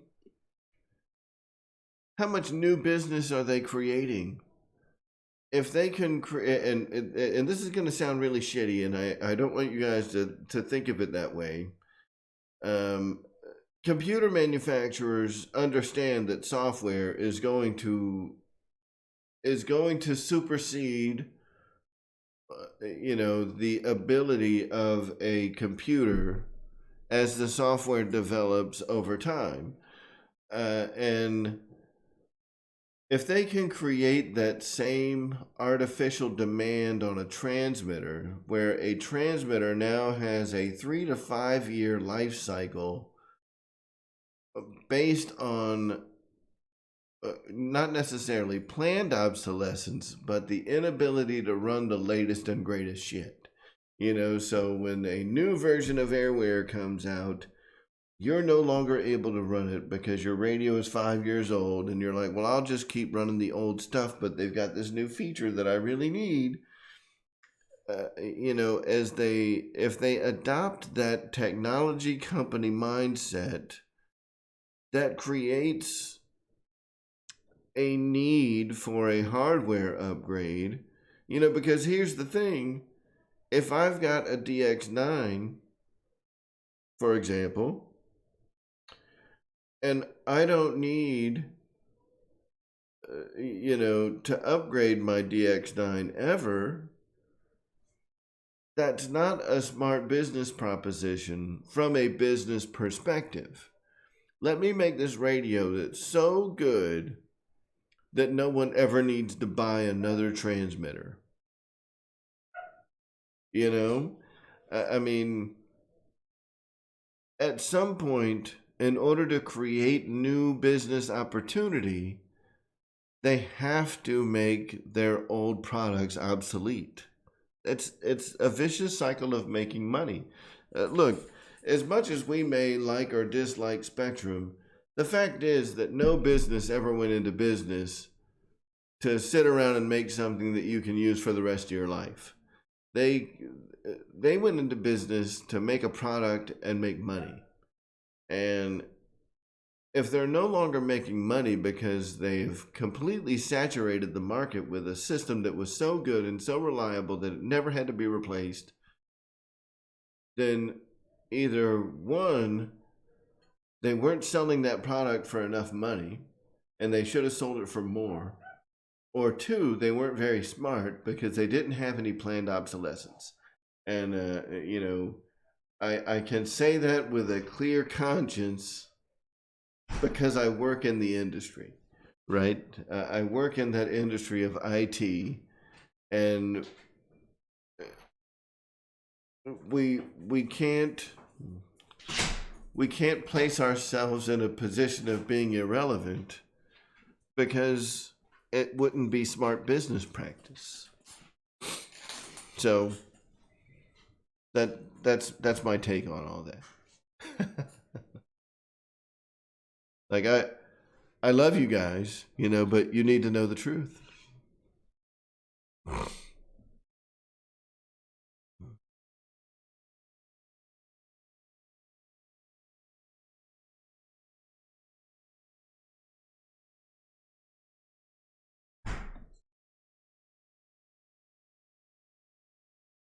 All right. So I see you guys are talking about like 6 channel radios versus, like at what point do I upgrade and what do I upgrade to? Well, the time to upgrade is as soon as you want to run something more than just retracts and flaps. I mean, every airplane.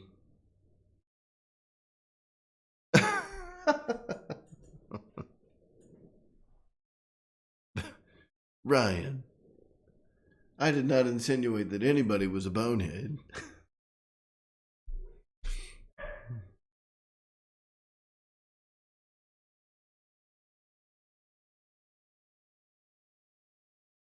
Most people in our field fly sky because they are boomers.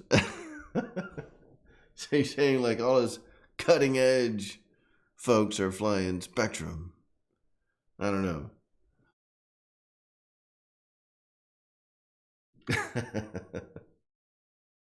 that just is that just doesn't seem very nice. And I didn't mean to put off the vibe that I thought that anybody here was a bonehead, and if it came off that way, I apologize. What I am trying to convey is that these like Horizon Hobby and Spectrum and E-Flight are not here to make products that last 100 years. They're here to make a lot of money. And if they're not making a lot of money, then they can't pay their employees, and they can't, do R&D, and they can't make new airplanes, and they're not going to be able to. That's just not a successful business model. So, just it kind of is what it is.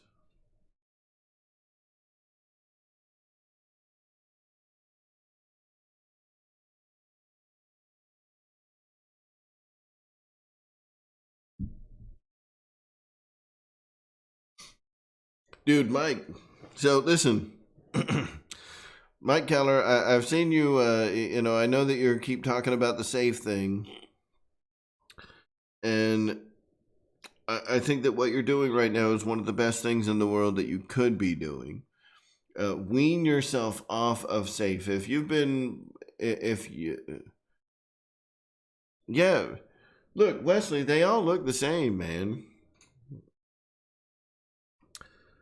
I mean, if you didn't notice that I had gotten more than one, it looks like I've had one all night long that's been half empty.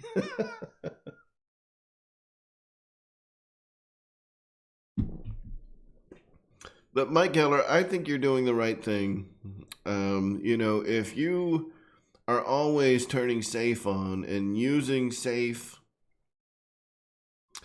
as a crutch instead of a tool, and hopefully again, that doesn't come out the wrong way. Harpoon Bakery, what's up, my friend?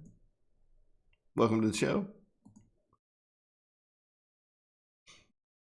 The so safe will teach you how to fly wrong. Um, if you use it as your exclusive method of flying, when I am teaching somebody how to fly, number one, I don't drink beer when I'm flying RC airplanes and trying to teach somebody. Those are mutually exclusive events.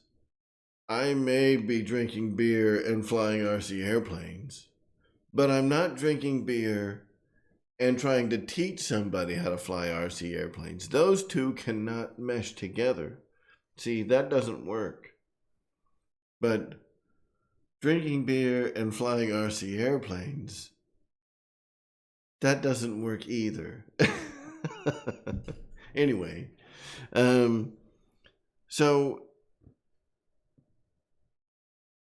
I think that if you've been using safe for so long that you expect a plane to fly like that, like you expect to have to hold, your ailerons in the stops just to get a 30-degree bank, you have not done yourself any favors. But I think that what you're doing right now with real flight and turning off safe and learning through trial and error how to navigate through that process in your head of, when I apply full, right aileron, that plane is just going to keep going. And when I stop it, it's not going to level itself. I have to correct back to get that plane level, and I have to get that plane to fly straight. That's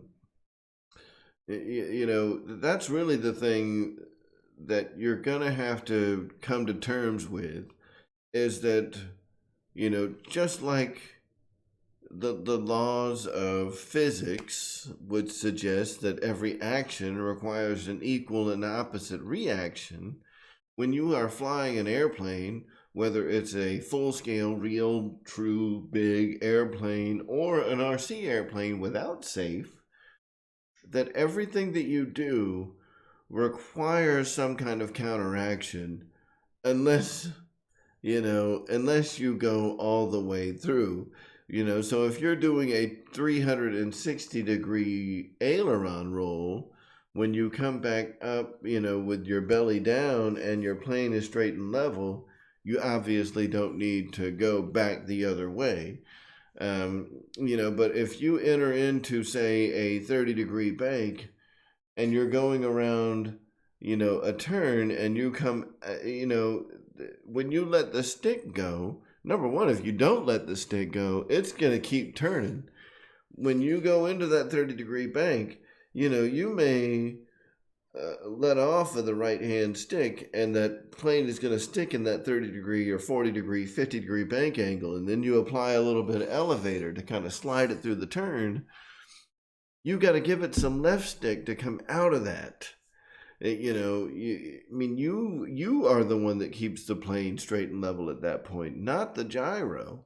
So I think that what you're doing with real flight is the right thing to do. Keep doing it, and learn that concept of, okay, if I go into, say, a 10-degree, 15, 20-degree bank angle, and then I let the stick go, what happens?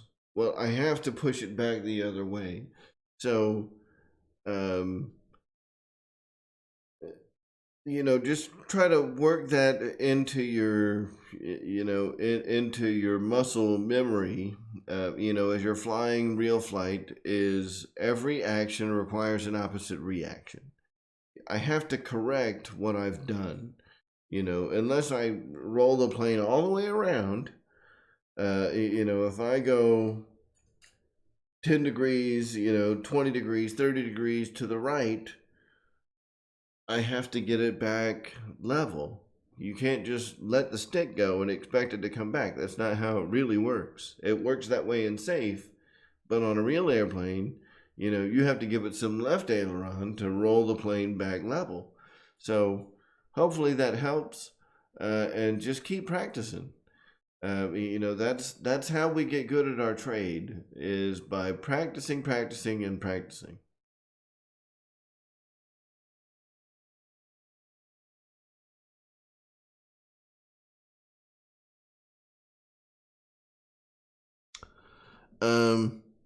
Ethan, I put them on mine, the IX-12, and my IX-12 was already out of warranty when I put them on there, so I don't care.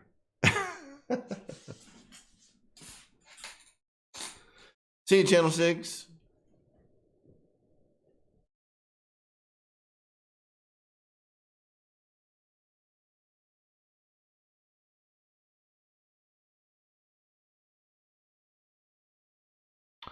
Oh, so Mike, that's not the worst idea of using safe and combining it with rudder, to help you learn what a coordinated turn looks like as opposed to an uncoordinated turn. Because there's a lot of aerodynamics that are happening inside of a turn, and I don't know.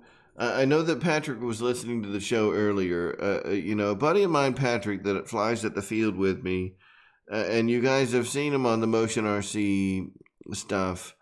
He is a C-130 pilot for the U.S. Air Force. And that guy knows so much about aviation, it's ridiculous. Considering like the amount that I know is basically, stems from what I know about model aircraft.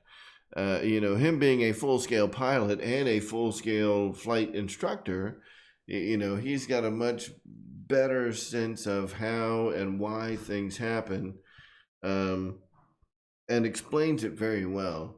So I'd love to have him on the show at some point, and we can kind of talk about, these aerodynamics and how they work, because he's got a great way of explaining, like why coordinated turns have to happen.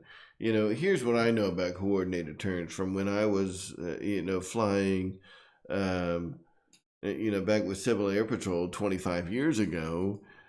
The bubble is going to the right, so the bubble is hanging down left, so I want to apply some right rudder so the bubble goes back. Like I want to keep the turn coordinator right in the middle. And did I know why I wanted to do that? Not really. But he can explain it to you in a way that I cannot, and it makes a much bigger difference in bigger, longer aircraft. Let's just say that.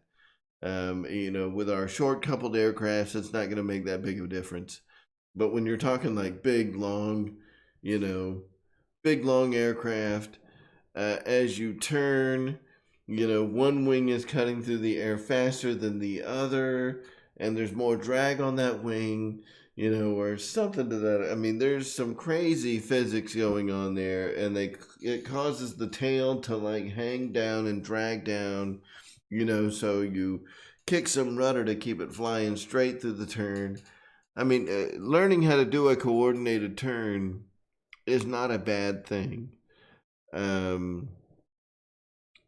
But doing it in a way that prevents you from learning that you have to apply aileron to get out of the bank, and to have it in your head that all I need to do to get out of this bank and fly straight and true is just let everything go.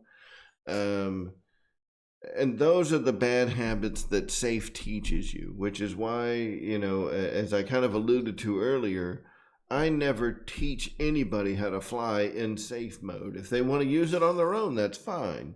But when I am teaching them how to fly, they will correct the airplane on their own, or I'll take it over.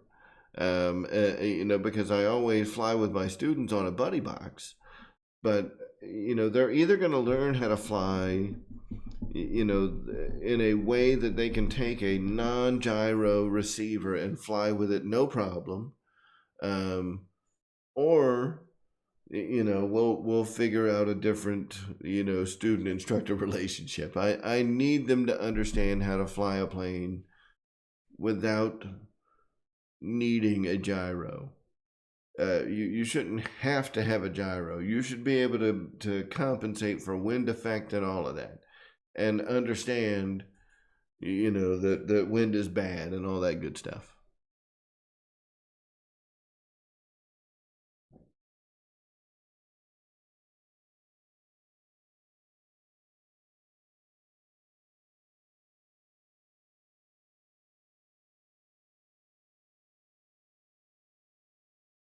Yep, Godiac. There's a lot going on when you're turning a plane.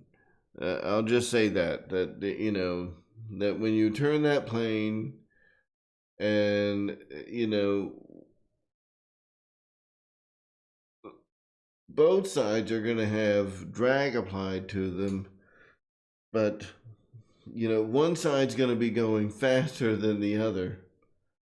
as it was explained to me, like your high wing is going to have more drag than your low wing because it it has to cut through more air than your low wing does. So your high wing is going to drop back and it's going to drop the whole ass into the plane. And in a longer aircraft, those guys are getting thrown all around, and you want to coordinate your turn where they're not, getting tossed up and down. Because as you talk like longer airplanes, if we're sitting like this in a short coupled airplane, 3-4 degrees might only be, even 10 degrees might only be a 5-foot altitude drop. But if I go into a bank and say like an airliner that's 300 or 400 feet long, and I'm in a 10-degree, I've got the tail hanging 10 degrees down, those guys just dropped altitude, and then when I come level, they jump back up. I mean, those people in the back of the plane are getting pukaholic sick.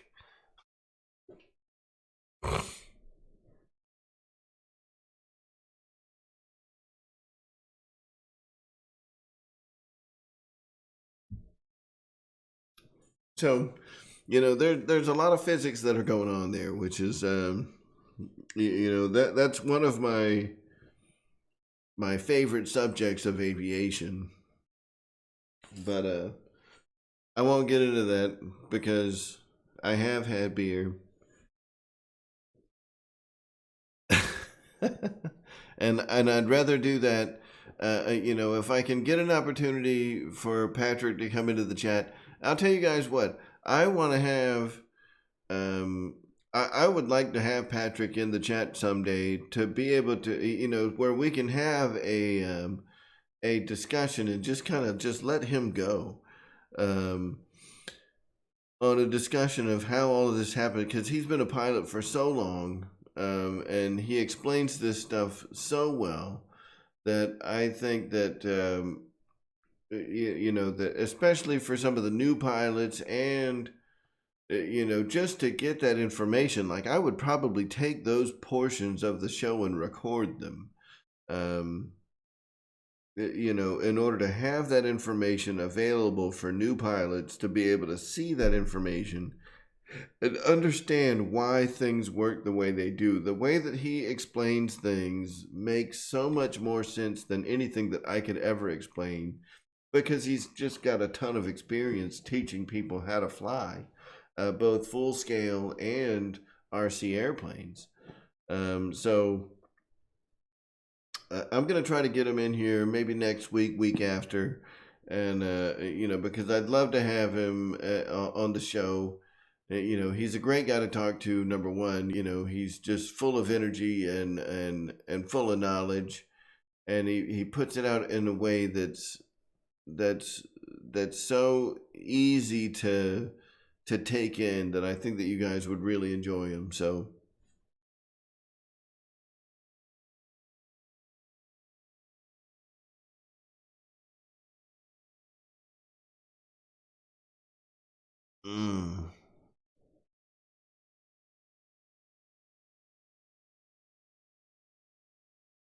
Oh Nation, thanks for coming out, man.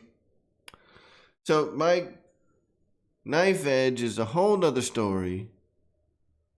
Let's not even get into that.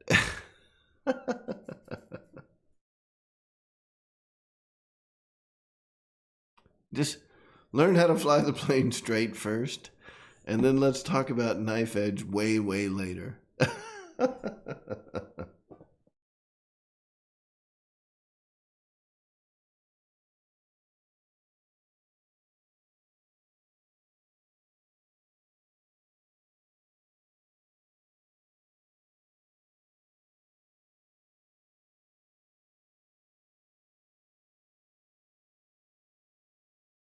Oh, George, I agree. There are a lot of videos that show, what you're talking about, especially, as under the circumstances that you're talking about, when you have multiple servos driving a control surface. And I at least know like the IX12. I haven't messed with it at all ever in a DX6. I've got a DX6 up there in my little collection of radios. Um, uh, I don't know that I'm sure it probably does, but the IX12 has the ability to balance those servos. So if I have one, that travels a little bit more than the other, I can calibrate all of that and balance them out. Where all of the travel points are the same. Throughout their entire, their entire arc of travel. So I can get them all matched up. So, I mean, there are ways to do that in the IX12. I'm not sure if other radios have those facilities available, but the IX12 can do it for sure.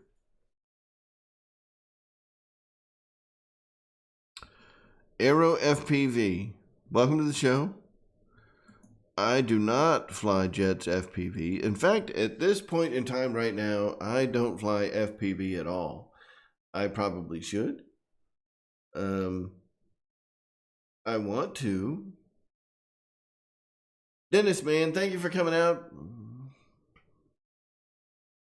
Thank you for, for always adding ridicule and humility in the places that it needs to be.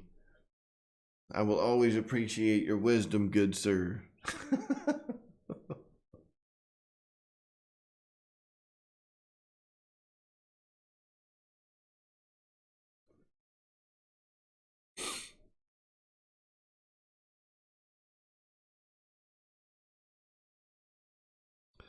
Yeah, Mike, listen, there's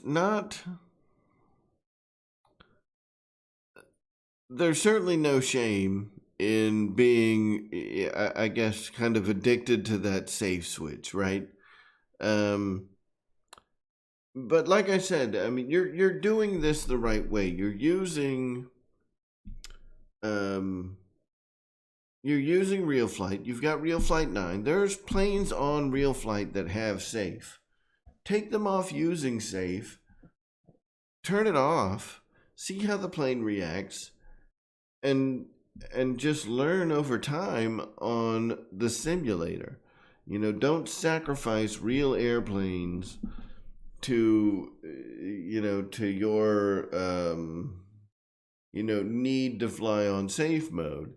You can wean yourself off safe using real flight, because the muscle memory, the way that the stick feels in your hand, the way that because the visual simulation is just as important as the physical simulation. So use the controller. Don't use like an Xbox. Use like a real. If you've got the actual controller that came with real flight, or you've got the dongle.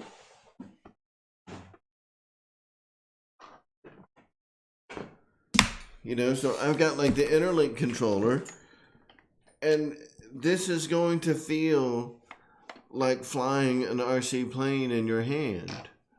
So yeah, I mean, if you're using your DX80, that is absolutely the way to do it, because like I said, the visual simulation and the physical simulation are of equal value. So whether it's what you see on the screen looks great, who cares if you're doing it with an Xbox controller that doesn't give you the same look and feel of an actual transmitter? If you've got a simulator transmitter in your hand, or you're using your real DX80, that's where the real value comes from. Because at the end of the day, none of this matters if your muscle memory is not there. So, take some time. If you've got a switch on your, simulator transmitter, and for you it's the DX8, put the switch that you turn safe on and off. Figure out how to make that your safe on-off switch in the simulator, and just cycle it on and off, and turn to the right. Like if I'm jamming this all the way to the right, that only gets me a 30-degree bank angle. But if I turn safe off right here, whoosh, it just keeps going. And just learn how all of that works and get the feel for it. And do it all in the sim. Like I was saying, man, yes, the sim costs $180 or whatever it costs. So does an airplane.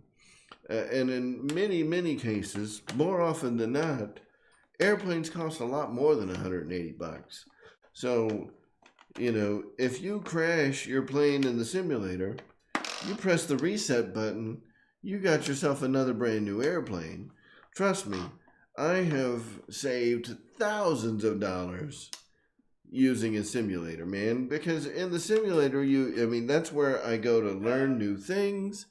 It's where I go to just practice flying. It's where I learned a lot of how to fly. And, you're doing everything the right way, Mike. So don't get discouraged. Just keep doing what you're doing. And I think that you'll grow out of it over time. But it's not something that's going to happen overnight either. How long the question I would have for you, Mike, is how long have you been flying only in safe? And how long have you been flying real flight trying to get yourself to break those habits? Because I heard once upon a time that it takes about 3 days to develop a habitual behavior, and it takes 21 days to break it, or something to that effect. So, keep that in mind.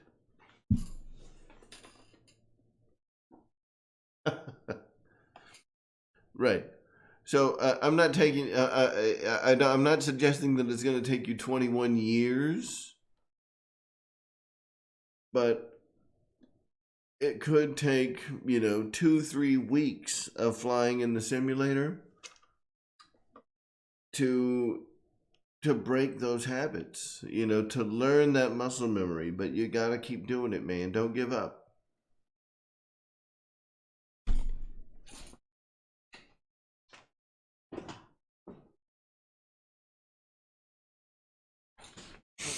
All right. Sorry, guys. I've been all over the place. So, Big Go Hobby, Big Go Bobby. You missed it, man. I had the P-47. So Big Go Hobby. So listen, guys. I'm going to have some videos here on Dynam airplanes soon, and one thing that I want to point out to everybody that's still in the room, that everybody that's still here, I don't care, about how much work I have to put into a model. I don't even care so much about the manufacturer. I have a much better, much bigger and trust relationship with the people that I buy a product from than I have with the product itself. And the reason I say that is because we all know that Dynam, however you say it, has models that might not be the best quality models on the planet. And I think that that's a mild way of saying what I'm trying to get across, and I think that everybody knows what I'm trying to say. Dynam airplanes are not the best airplanes out there, but Big Go Hobby, every time that I called Bobby up and was like, hey man, I'm having this issue, he's like, well, let me know if you want another one. Let me know if you want me to send you another one. Give me the parts that you need. And I'm like, no, let me try to fix it. Big Go Hobby, if you want to accept the challenge, because there's a lot of really nice Dynam airplanes, not nice build, but the quality control may have been crappy, but the plane itself is cool. So like the P-61, the Gloucester Media, they've got some, or the Gloucester Meteor, they've got some really cool airplanes. The Waco, the Catalina, you know, just because their workers are pieces of crap doesn't mean that BitGo is, right? So, you know, the whole point of this is BitGo is amazing. And if you want one of these planes, don't be afraid of what I tell you in my build video. It wasn't meant to be a fear tactic to say don't buy Dynam. It was it's just to let you know what to expect. You know, can they be a challenge? Yeah, but there can be very rewarding as well.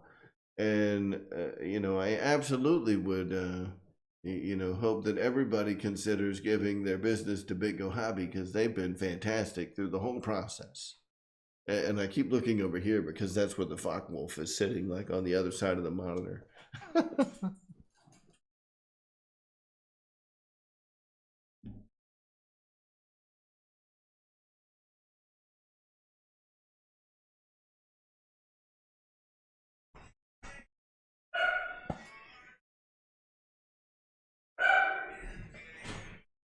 Yeah, absolutely, absolutely. You know, so you know, if you're gonna take the plunge and try out a Dynam model, you know, go to Pilot Ryan Media, get yourself, you know, click on the BitGo Hobby link. There's a ton of aircraft to choose from, and they just got a new shipment in. Try them out, man. You know, I was very pleasantly surprised. I'll tell you that with you know, with the way that the Focke Wulf flies. That's a great airplane. I I will bite my tongue every time I say it, but that Focke Wulf flies awesome. It really does.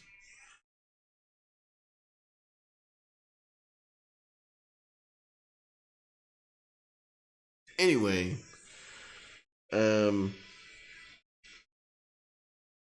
so what I wanted to say, it was I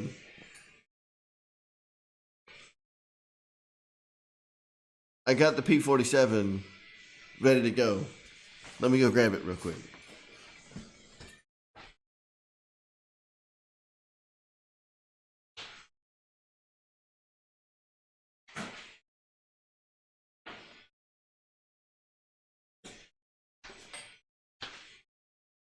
So a lot of you guys were here at the beginning of the show, so you already heard my story, and Bobby heard this too. That I put the P-47 in the fence, in the catch fence yesterday when I tried to take it off. The winds were just a little too high for it, and I probably shouldn't have been trying to fly it at all. But you know, I tried to get it off the ground. It got caught and got turned and put into the catch fence, and it jacked the end of the wing up, and it pulled like the wing block. Actually, on this wing, it pulled the wing block and just tore it in half. So that's all been fixed. This part of the wing was just like drooping down. You know, it looked like a reverse winglet where it was torn up, and that's all been, you know, little hot water method and some paper towels and glue and all that stuff. No, man, it's good to go. The biggest part was you know, the block where it goes into the fuselage, that you screw it down and keep it you know, from backing out of the fuselage. That was all I really had to do, and everything else came out fine. You know, I've got a couple of little dings and nicks here and there, but you know, whatever. So I still have a working airplane that I can use to pull off a maiden flight if I can get it up in the air. Everything that I have, everything I've heard about the P-47 would suggest that that it flies awesome. I just need to get it. I need to get it up in the air.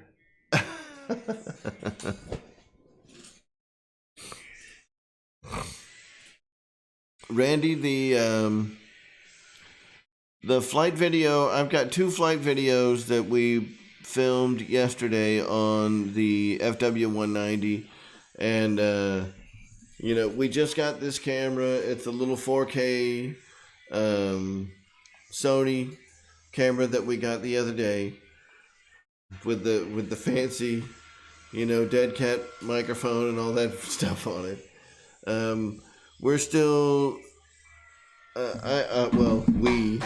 I am still trying to figure out how to get the video off of that thing and into my computer. But once I get that figured out, and then figure out how to get that video into my editing software, because it's a different format than what comes off of my phone. So once I figure out how to get all that done, we'll make it work, man.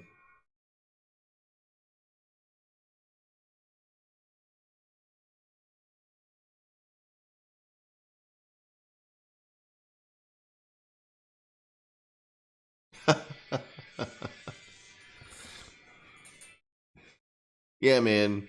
The guys at BitGo will absolutely take care of you. And here's the thing: if you watch my FW-190 video, I told you how I had some issues with the wings, and the servos coming through the spar tubes. I mean, BitGo offered to send me new wings. And then I was like, well, let me try to get these fixed.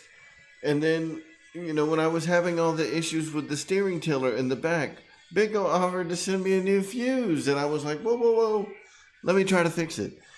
Because to me, that was part of the joy, that I got from working with the model, was the challenge. Not everybody's going to want to deal with that. But for some of us, that's what we wanted. I bought a Dynam so I could experience that challenge that everybody was talking about.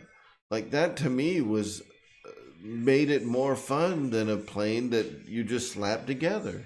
Like, what am I going to find in this box? It's like a goodie bag, man. Sometimes you get something that's awesome, and sometimes you get something that sucks. Like I was saying earlier, the P-47 went together really easy. I didn't have any assembly problems with that one at all, with one small exception. But the FW-190, man, that thing was certainly a challenge, and I loved it. To each their own. But to me, that was part of the joy of getting that plane in the air. And now that I have built it and all the work that I put into it, and knowing how great it flies, because it really does fly awesome, makes it an even better plane for me. Like, I am going to enjoy that plane for years.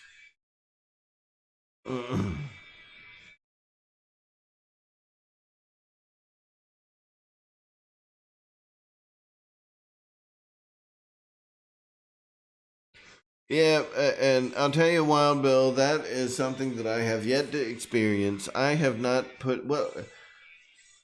I kind of take that back. I did put together a balsa plane when I was a kid, but it was a smaller model. It was about the size of a UMX model, and it was just a static display F-15 back in like the early 80s. I mean, this was right after the F-15 became part of the U.S. Air Force. It was a balsa model, and it was you covered it with tissue paper, and that was awesome.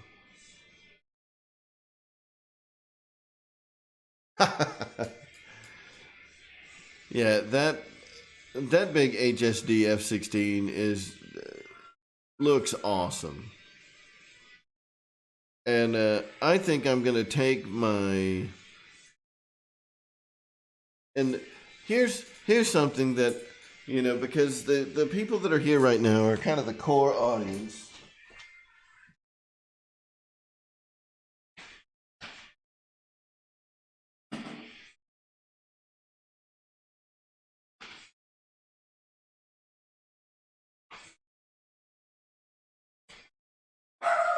You know, so most of the people that just watch the videos, you know, I don't really care what they think. But the folks that are here right now, you guys are the ones that I actually care about your opinion. And, you know, if you see this later, folks that just watch the videos, I kind of care about your opinion too. But if you really want me to care a lot, come to the live streams every week and you'll have a more valid opinion. But I've got the little E-flite 64mm f/16, and don't worry, I still have the tip of the nose. It's in here somewhere. I can't remember how to get this airplane open.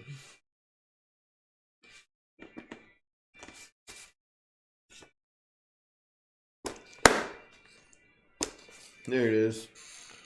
Yeah, so the tip of the nose is like inside the battery bay. Here it is. And I'll probably just buy another one anyway because it's kind of busted up. But here's the question I've got for you guys. I want an Arctic Camo F-16. What? I brought a tear to your eye from what? Did you used to have a 64mm F-16 and you crashed it?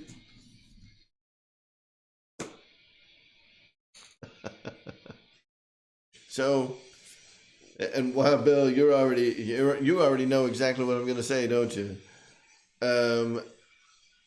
I want to take this airplane and I'm going to make it Arctic Camo, right? What I want to know is, do you guys want me to document that process? Because I'm going to have to like peel the stickers off and, you know, it would take some research and all of that stuff, but I think that this thing would look badass in Arctic Camo. I really don't like the color scheme of this or the 64mm F-15, to be honest with you. But this thing is a joy to fly. I love the airplane, but I just want it in something that looks a little more cool because I just don't like the looks of it, but it flies awesome. So I will, you know, I'm seeing a lot of, yeah, paint it, do it. So I will absolutely make, I'm not going to do it on a live show, but I will certainly document the process of repainting this in an Arctic Camo scheme. Because I think this thing would look badass in Arctic Camo. Oh yeah, Bobby, that's what's happening. But we're gonna do like a time lapse. I think I'm gonna make like a time lapse airbrush video of me, you know, airbrushing this thing and turning it into an Arctic Camo F-16, dude. I think it'd be awesome. We're gonna throw that down.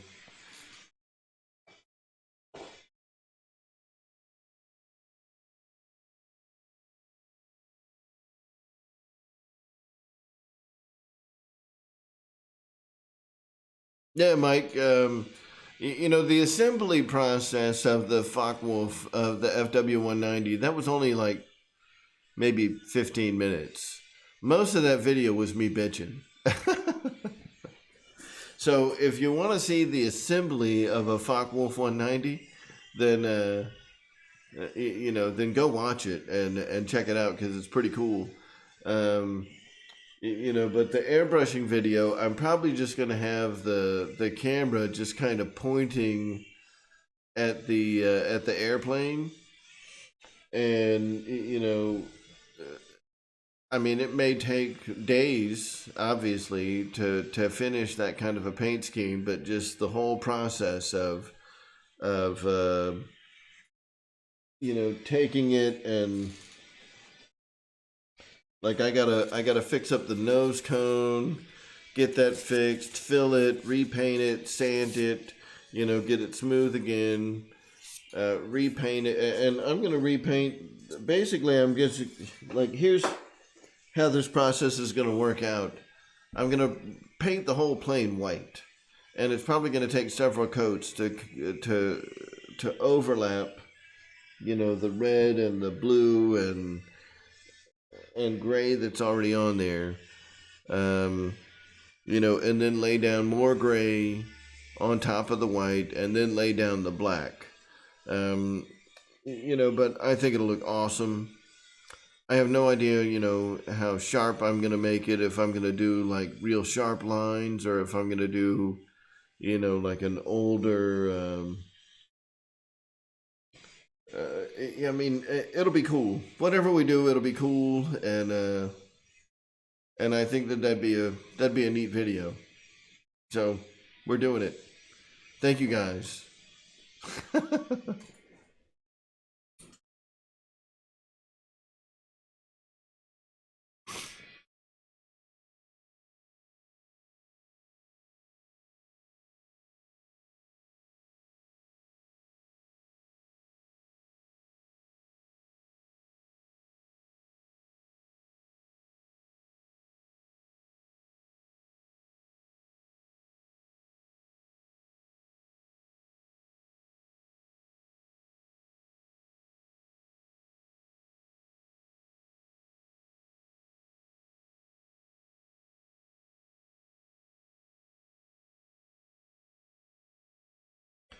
So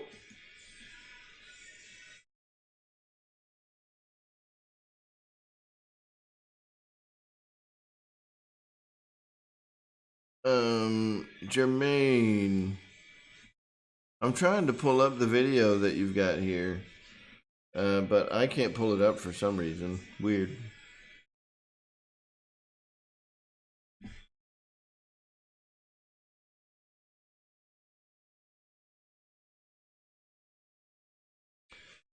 Yeah, Kenny, we'll do something. I don't know if I'm going to strip it, sand it, I mean, there's a lot of decals on this thing that I'm going to peel off.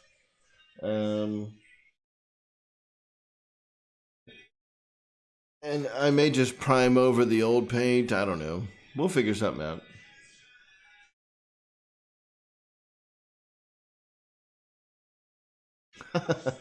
Mike, yeah. So you don't want to watch me turning a screwdriver at like normal screwdriver turning pace?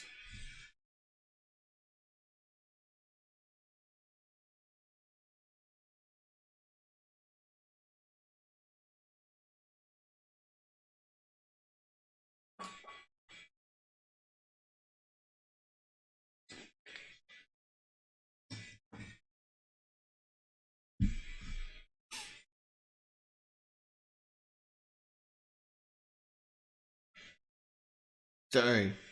Sorry guys, I don't want you to think I'm ignoring you. I'm just catching up with the chat here a little bit.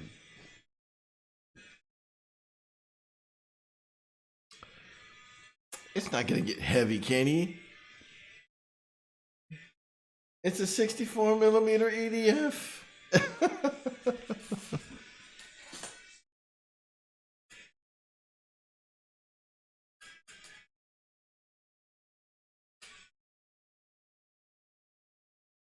Yeah, I'll figure something out. I don't really want to sand it because it's such a small plane. I think that that a lot of the,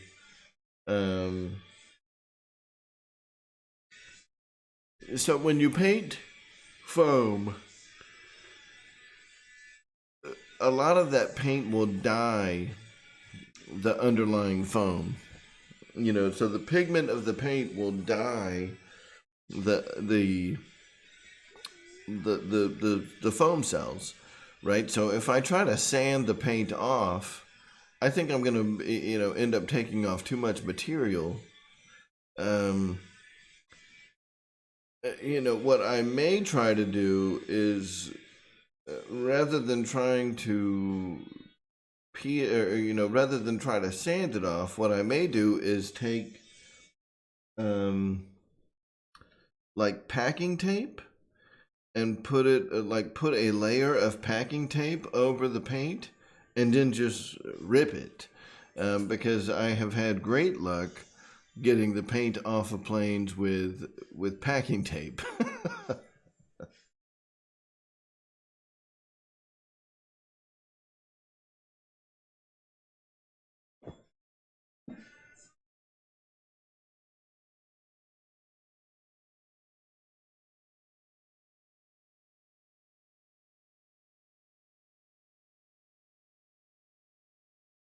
In fact, if you guys watch that Focke Wulf video, there's a couple of instances. Now, the plane, I'm sure that the paint that, the folks at Dynam are using and the paint that the folks at E-Flight are using are probably not the same.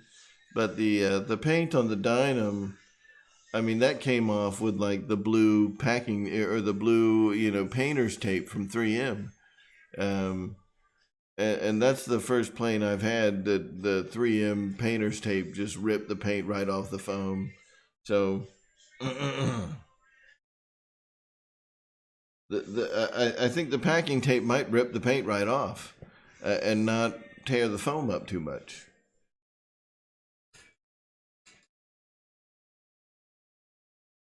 And what's nice on this F-16 is it's never been like hard crashed. So I don't have a lot of filling or anything like that to do. It's going to be a great plane, to redo like that. He stripped a P-51 to repaint it on the RC Geek channel. Yeah, man, I'll check out what he's got.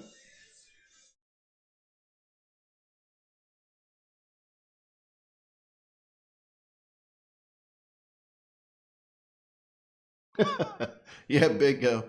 That's true, Bobby. You can kind of tell,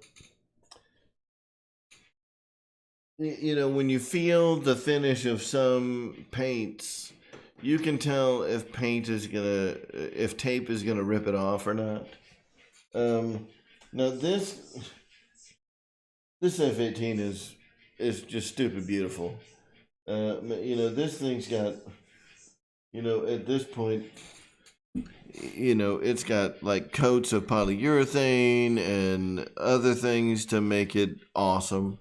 But before I did any of that, I used painter's tape to clean up the lines. The lines coming from the back and going down the side of the canopy. They're just too big, and they're kind of messy. So I used some packing tape to line those all off and spray new lines on, and it came out great. And the packing tape did not rip the old paint off either. So yeah, I mean, there's definitely a difference between the paint that, say, Free Wing is using and the paint that Dynam is using.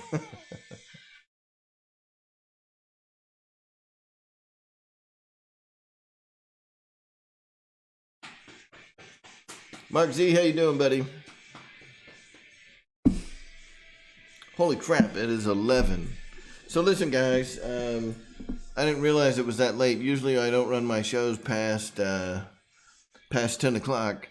But hey, thank you guys all for, kind of hanging out with us tonight. My dog's down here. He's like, come on, bitch, it's time to go to bed.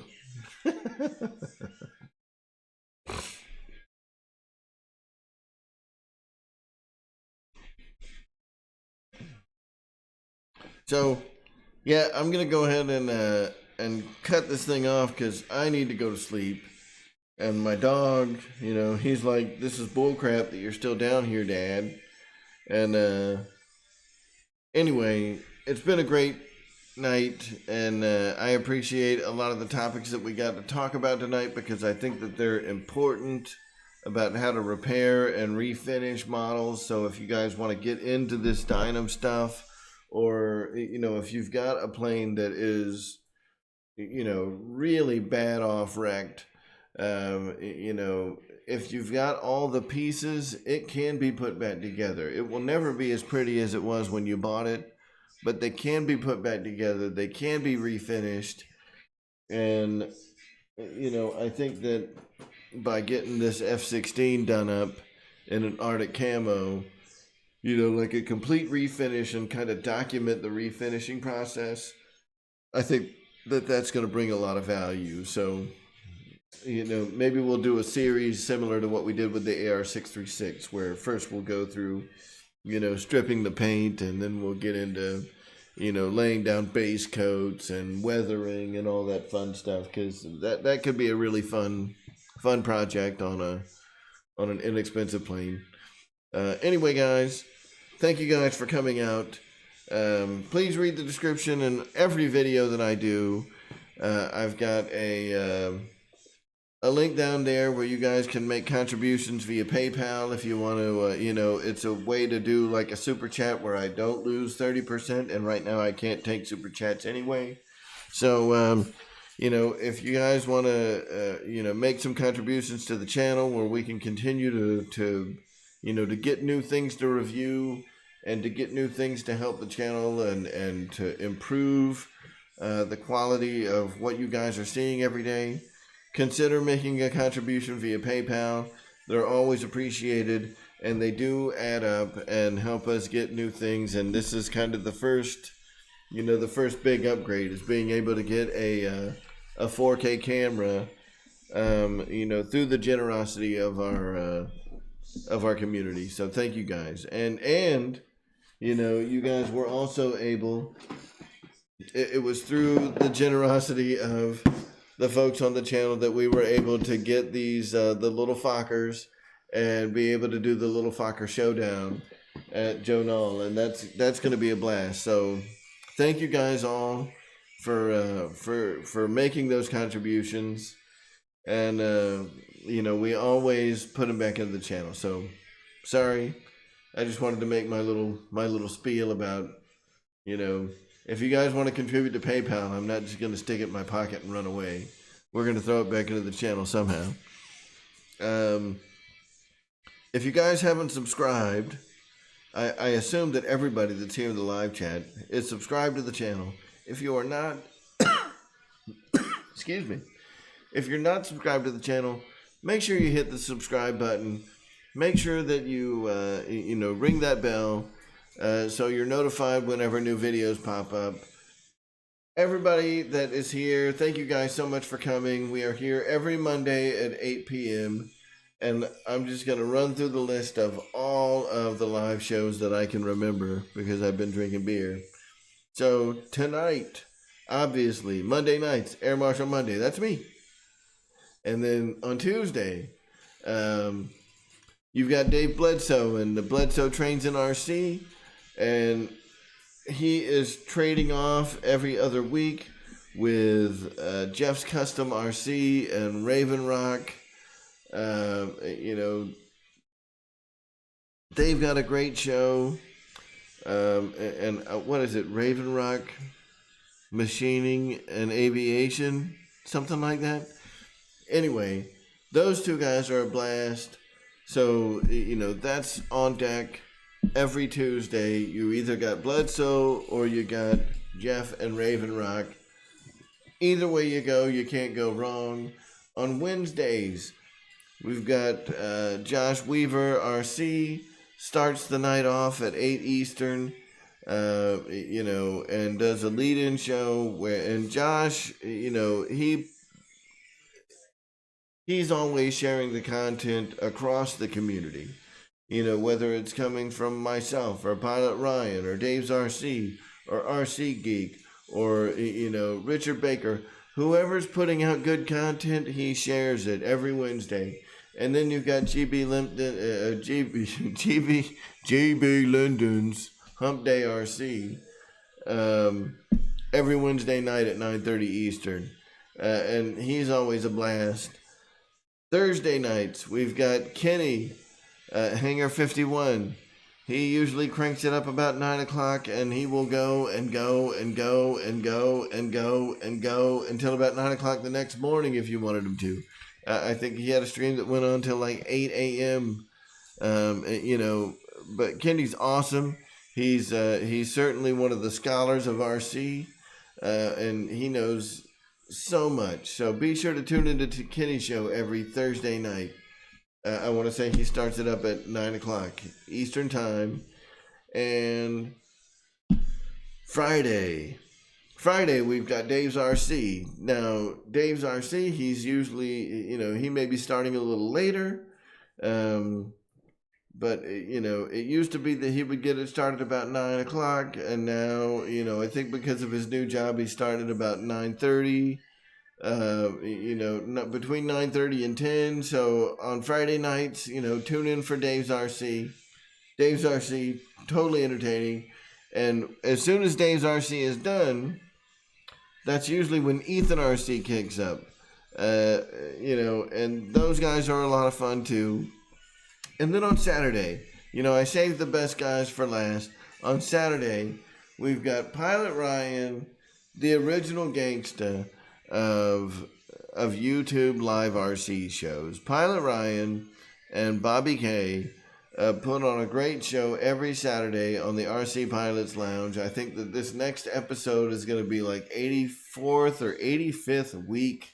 It's not in a row. They broke the cycle, but it's like 84 or 85 shows now that Ryan has done.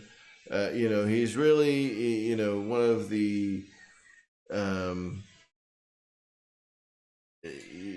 one of the staples of the RC community on YouTube, and we all appreciate everything that he does for us. And then on Sundays, we've got the Mary Boozer show that comes on at 8 p.m. on Sunday. So I went through the whole list. Sorry, it takes me a while to get through all this stuff. I went through the whole list. Make sure you tune in for all of these shows, guys. We've got RC 7 days a week now, and there's no reason that your life should ever be anything but thinking about airplanes and what you're going to do with your next airplane. So I want to thank you guys for tuning in to the show here tonight. It's always a blast, man. I really enjoy doing this. And I know that all of us do. So sincerely, thank you guys for watching. And we will see you all next Monday. Be sure to like, share, subscribe. We will see you guys next week. Thank you for tuning in. And you guys have fun. Hopefully we'll see you tomorrow on Bledsoe or Jeff and Dustin's show. You guys have a great night.